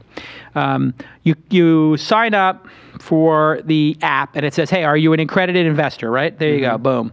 Then it says, okay, here's what they see when they're logged in, all the different companies, Dropbox, Mint, and Space Monkey, right? And they can see the average valuation. We'll get into that in a second. And here is what a chart might look like. So 2 million, the people in the audience are saying they want to invest this amount of money at this valuation. right? So I think I want to invest in Dropbox $1 million, but I want it to be a $4 million valuation. You might say, I want to invest $1 million, I'll put it at an $8 million valuation. And the company might tell us or not tell us what valuation is acceptable to them, but you'll get to see that sort of histogram. When you log in, if you're accredited, you have to check off you have a net worth in excess of $1 million, income in excess of 200 in the past 2 years, et cetera, et cetera. There's a pretty standard thing, some legal nonsense, log in with Facebook or Twitter. But here is the really, and then if you're not an accredited investor, you pick no. We're going to go with the crowdfunding rules as we know them, and things are changing right now with the crowdfunding rules. So here we're going to say, it's all up in the air. If we are able, we'll probably just call them launch dollars. Okay. There you go. And you'll say, if it's calculated by taking 10% of your annual income, and you'll be able to invest 1% of your launch dollars in any particular company. So basically, if you make $100,000, you'll have $10,000 you could invest. You could put up to $1,000 in each company, just to simulate. But like it's a game, sort of. Almost like a game. Right. Now, if you actually are in a credit, and here's how it works. This is the really interesting scene. So if you see here on the left, actually I should zoom in on this. Hold on, let me come out of the keynote for a second. This is the screen that's very important to me, guys, Gary and Rick. You're going to be able to come in and say, there's the Amara, CEO is David Sachs. I want to invest. And you move the slider back and forth. Okay. Then you say at what pre-money valuation, right? So if I say I want to invest this amount of money at a $5 million, at a $15 million, a $10 million pre-money, it's a $15 million post, I'm going to own a percentage ownership of 33%. So it will tell you in real time what your percentage ownership is. Not that that's super meaningful. You can then submit that. And you can tweet as well. And you could tweet that you made that commitment. And then you'll be able to see, here are all my investments that I want to make. And when you do that, it's going to send a note. You can obviously search. So these are the, sort of wireframes and ideas that my team and I came up with.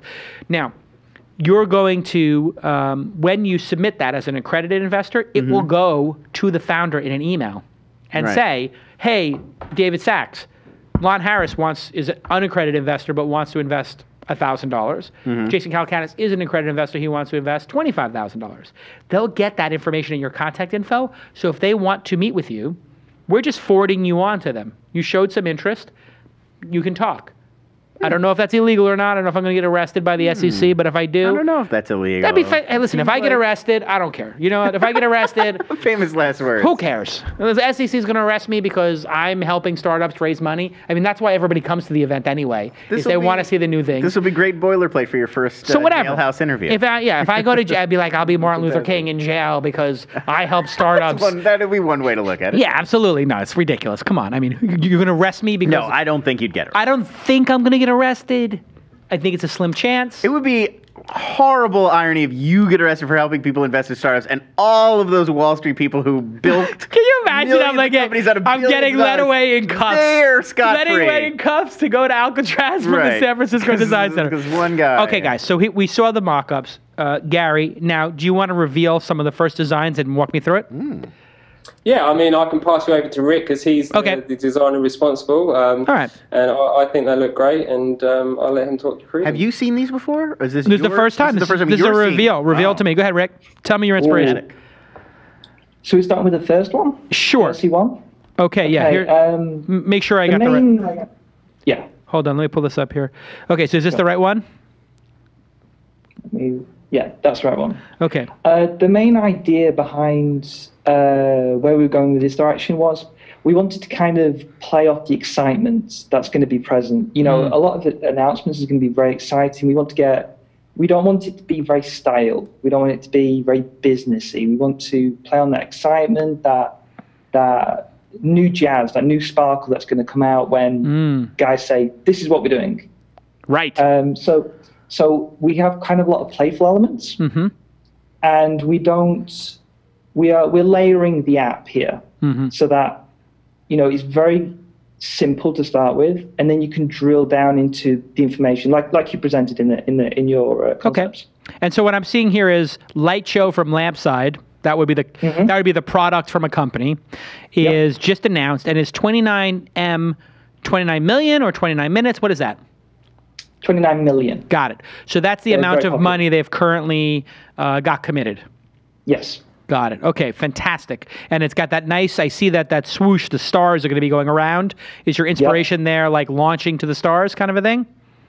Exactly. I mean, we're going to put a lot of pep into, we want this to be, like you say, nice and live. We want this to be information that people can grab right as they're watching. I love it. I mean, because that's going to be one of the main uses. So we bring a lot of attention to whatever's just been announced. We have nice sparkly animation with a little swoop that goes around. I love that. It's, it brings something that, I think, that rather than just being a box standard list that goes through. Got it. And here we go. We have the time on the left and 10 minutes to go, 40 minutes before the next one comes out, I guess. This is the schedule. Yep. And we'd have down here my account and the launch rocket. If I click the launch rocket, what happens? Well, the launch rocket is... funding something? Yes, it's where you get started, really. It's something's happened and it's bringing your attention to it. It's going to say, something's just launched now. Go to it. I want to go to that right now. So wherever you are on the list, if you're browsing through what's just happened, you're still going to get that attention grabber. And here we see you used for the 29 million here. It looks like the inspiration, correct me if I'm wrong, is one of those old style clocks where they flip over. Yes, which I love. Both concepts have that. I think that's a nice. It's a nice familiar reference that people get instead of it just being just a blank piece of text or what have you. You're going to get that nice live animation. Plus that brings some attention to it. Right, and the clock here, as the event's going on, that little indicator will be running. Correct? Yes. And so I need to, sometimes the event runs a little bit late or a little bit early. So are we going to, if we say somebody is going on at 1:30, if they're 5 minutes late, what do we do? Well, I mean, there's a couple ways you can handle that sort of information. You can always, pad the cells out, and we can start growing it out as like maybe a playful element. Please stand by. Yeah. And you can something that's going to be informative, but isn't going to be just like it said. Well, it's 1 o'clock, nothing's started. We don't want this to be like a strict timetable. Got it. Because like you say, let's play off the advantages of it being a live system. Right. So that means I have to have somebody in the CMS on the back end saying, okay, these guys are on stage, boom. And just maybe changing. Somebody's have to change it in real time, which is fine. I'll just put somebody in the front row. Hit a button whenever the next presentation goes up. Exactly. I think what's fascinating about this, and I know there's more to show, but it's really taking what people are already doing on social media during the event and then putting it all in one place that's designed with that in mind. Because I've been to the launch conference, and it's just a bunch of random tweets that you're trying to keep up with. Right. But people are saying the exact same thing. Oh, I'd want to invest this. What would the valuation of this be? That exact conversation. And I think, what I'm trying to do here is just get people excited about the startup. So what do you think, Lon? Should I allow anybody anywhere in the world watching the live stream to participate, or should we limit it by IP or address or proximity to the location? No, I'd say anybody. I don't care. If you're in Bangalore and you're watching it live and you want to participate, it's great. I mean, the more the merrier in a system like this where people are going to get information based on the more participants you have. You want to maximize participation. And so you guys know the voting period in which people can invest is open for even up to a week after the conference. So I want to leave it open and let people change it. So I just realized that people might have a question about that. Like, can I only... Some people catch up afterwards, too. You put the presentation on YouTube. Exactly. So there'll be a link, and that's another sort of issue we should write down, Gary or Rick, is... we probably want to link to their presentation. I just thought about that, but in the future, we have the video on YouTube. It probably will be up on YouTube within 6 hours of them going on stage, 4 hours. So we need to have a little URL for just a link to a YouTube video. We don't have to actually watch the YouTube video in the player. No, it would prompt you to open the YouTube player. But you bring up one of those screens like, would you like to open this video in YouTube? So, I mean, what do you think, Lon? Is this truly innovative? If I push myself far enough, is this going to make an impact? Is this going to... Because you remember that suspicious behavior. I remember it well. Would you think this is something they would have really appreciated and would have made it more exciting for them? It definitely would have made it more exciting. Team? I mean, I think it's data that's real time and that's quantified. Like, you could look at after your presentation and go look at what everybody had said on your tweet stream. Yeah. But one, it's personal, so it's all going to be like, great job, and people aren't going to really be as honest with you as they maybe would. This is data. You're getting numbers back. So I know they would have loved that. Like, here's what people in the audience thought our company was worth. Here's what people in the audience would have actually put into our company. Right. And to see the difference between lay people, like random people in the audience like me, and then people who actually have millions of dollars and they might give you some. Yeah. So I don't think there's any doubt. I mean, this almost to me feels like, and you'll have to wait for some of the legal issues to get untangled. Yeah. This feels like a step towards a fully functioning, very robust, invest in startups app. Like, well, see, this is my plan. My plan for year one is to do this for fun and just we'll give the contact information to people or whatever. Hopefully that doesn't make us a broker deal, or I got to talk to the lawyers about that. But if it does make us a broker deal, then it will just all be imaginary dollars. Right, you'll be like the stock market game. It'll be like a stock market game if somebody complains. But it's still helpful to people who are on stage. Of course, now, if time allows and the crowdfunding laws are good, second market or angel list, I'll partner with one of those or both of those folks, and I'm going to show this to the village involved. And that will be pretty exciting.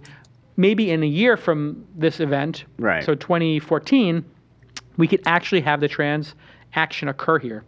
Right. That to me feels like where this is going, is that you will be able to can you imagine if you're in the audience and you could give what about giving 100 or 50? That'd be kind of cool. Like if you went, you're not like a rich guy, but you're not poor. If you went, do you think you would put $25 or $50 into them just for fun?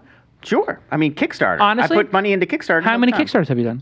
I've done over 10 Kickstarters. Oh, so you could come to the event and do between 10 and 20 Kickstarter projects. And would you do it for the fun or thrill of it and the uniqueness of it, or because you think, hey, maybe I'll get a return? I like this idea a lot. I think it's always a combination of both. Yeah. But a lot of the time it's just like, this is really cool. And I think, especially at something like launch, it would be, I want to own this one day, or I want to use this one day, or this is a great product. Right, you saw Space Monkey and you're like, I want that, or whatever. Right, and it's happened to me at launch conferences before. Previously, where I've been like, this is great, I want to have this right now. All right. And it would be great to be able to contribute. You guys want to hear my feedback on the design? Yeah, definitely. Just to quickly go back to the having it focused into the actual your event, I think it'd be great because it pulls everyone together. It gives everyone who's in the audience something to talk about. It's it will be a great app, and the way we want to design it as well is also to complement, not to detract from the people on stage giving the presentation. And the user interface needs to be easy to navigate, and obviously easy to add your input to. So, all right, it's important to know. Rick, are you ready for feedback?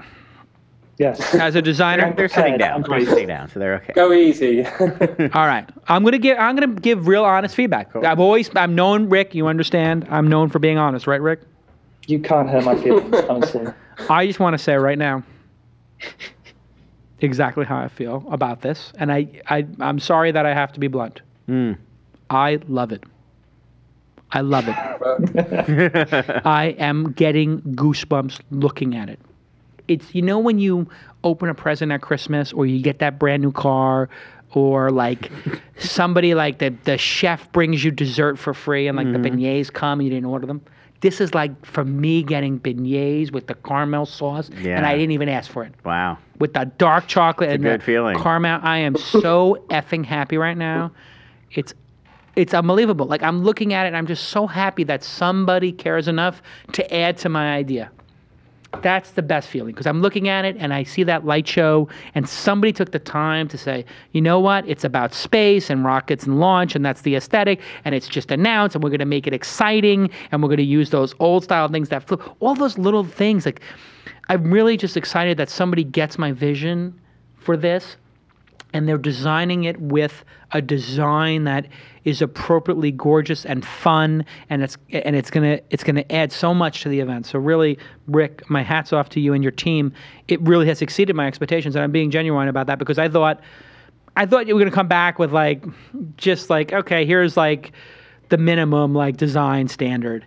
This is and I love, like, when you see Path for the first time, you're like, oh, Path, lets you press that button and the wheel, the stuff spins out. Right, Path 2. Path 2 for the first time. Right. So when you get those, like, little details, like, ooh, or like in the Zappos app, like when you put something in the Zappos iPhone app, when you put something in your cart, a little kitten drops down from the ceiling with an umbrella holding your item, a picture of your item. Right. It looks terrible, but it's so much fun that you want to put stuff into your basket. And I think people are going to want to click and look around because it's beautiful.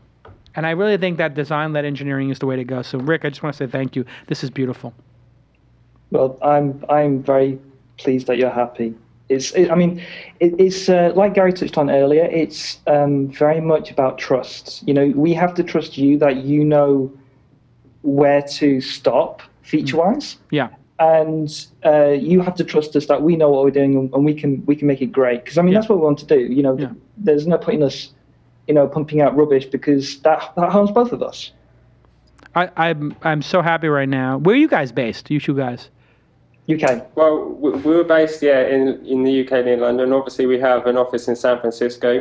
We have a great design team in Bangalore and also in Europe. So, we're based around the globe. So if there's any particular deadline that needs to meet, we have the resources to work throughout the night, which comes in quite handy. That is great. And there's a really great design work being done there. But I think here's what's going to happen. I'm going to be out in London, and I'll come to London, and then we'll go to Adam Street. We'll get a little party going. I didn't get there when I was in London. I'll take these guys to Adam Street. It's a private club. Oh, never mind. You're not getting in there. And then we'll go to Yato Tucha. What's that one? The Japanese place, the Chinese place? This is the place I went. It's amazing. I don't think I've had that. I'm going out there. We're going to go get some Cantonese. Get the Chinese food in London is awesome. I did not. Then we're going to get Blitzkrieg. I thought Indian love is what this. you have to You do guys in London. deliver this product. There's good Indian, but I'm into Chinese food. Is it what's better, Chinese or Indian in the UK? In London? I prefer Indian, definitely. Indian? There we go. All right, we'll go for Indian. We'll eat a lot of naan bread. When you go to London, we'll go get the chicken Indian. makhni and the naan bread because we have to have a full stomach, and then we're gonna go out and get really blitzkrieg drunk when we're finished with this project. No, every time I go to London, I don't know what happens, but that town is just like fishes. It's just like we wind up drinking Macallan. They drink a lot over there, yeah, it's Macallan 18 doubles. Listen. That's what happens. That would get you drunk in America as well. You don't. Yeah, it does actually. No, this is great. I think it's a great start, and we're going to do this 2 more times, I think, or 3 more times as we develop the app. Yeah, definitely. I mean, like I said, this is pretty much the kickoff call, and if you're happy with this without even going through the feature discovery, it's only going to get better and better because we'll work together closely and get it really, really refined, and at the end of it, have a brilliant product. Awesome. I think it's going to be brilliant. I just want to stress again for you guys that this screen where the person slides the amount of money they want to invest and the valuation is a critical screen, and so is the screen for when we see this graph and the distribution of the money that's been invested, because that's what people are going to really be excited about. Sure, yeah. And maybe when we're on this screen where you see like, hey, here's Dropbox and their total, if I could just swipe to the next one, it would be sort of interesting. Right. People expect a swipe, even if you don't document it. Do you document all the swipes, or is the best practice on iPhones and Android phones to just let people discover that you could swipe to the left or right? What do you guys think?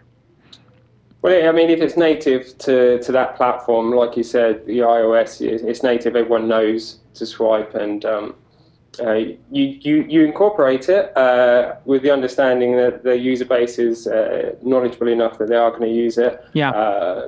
So we maybe need to do a little tooltip maybe the first time that you can swipe, just a little arrow, because I love the ability to swipe through stuff. So like if you're on the company page, and I like to thumb, like. A lot of times I'll be in an app, like I'm on a news story. I was in Circa or something, and I was like, I'm in Circa, which is a beautiful app. Yeah. Have you seen that one? No. I'm fascinated with this company because I think they're doing the original Circa. It's like it's a news app. I've been looking at the news apps, trying to study them. I'm just trying to get inside, the news kind of stuff. Anyway, so I'm looking at Circa, but it's like, hey, here's a news story, but when you swipe left, it doesn't do anything. And I'm like, shouldn't the behavior, like if I go up and down, it's going through the story. Shouldn't the behavior left and right be to go to the next story? Right, which is what like a Kindle would do. Yeah, they know. Like, I just find people don't think this through, and that's why I'm really glad to have SourceBits as a partner. Everybody go check out SourceBits. These guys have been great to work with for my team, and they've been great sponsors of the program for a long time, so I really do appreciate that. And they're backed by Sequoia Capital, by the way. So really great team over there. And great progress. We'll see you guys, I guess, in a week or 2 or 3, and you guys will have more to show, right, Gary and Rick? Definitely, yeah. We'll have them screens that you mentioned. You know, we'll polish them up and we'll show you along with the wireframe, so you'll have a better understanding of how the whole app will look with every single screen. Great. All right, lads. It's 9 o'clock where you are. No, it's midnight where you are. Yeah, it's time. All right, lads, go get a pint and some chips. Exhausting. Yeah. Call it a night. It's Friday Get a night. pint and some chips. All right, guys, I appreciate it. We'll see you next time on This Week in Startups. Excellent. Cheers. Thanks for having us. Cheers, mates.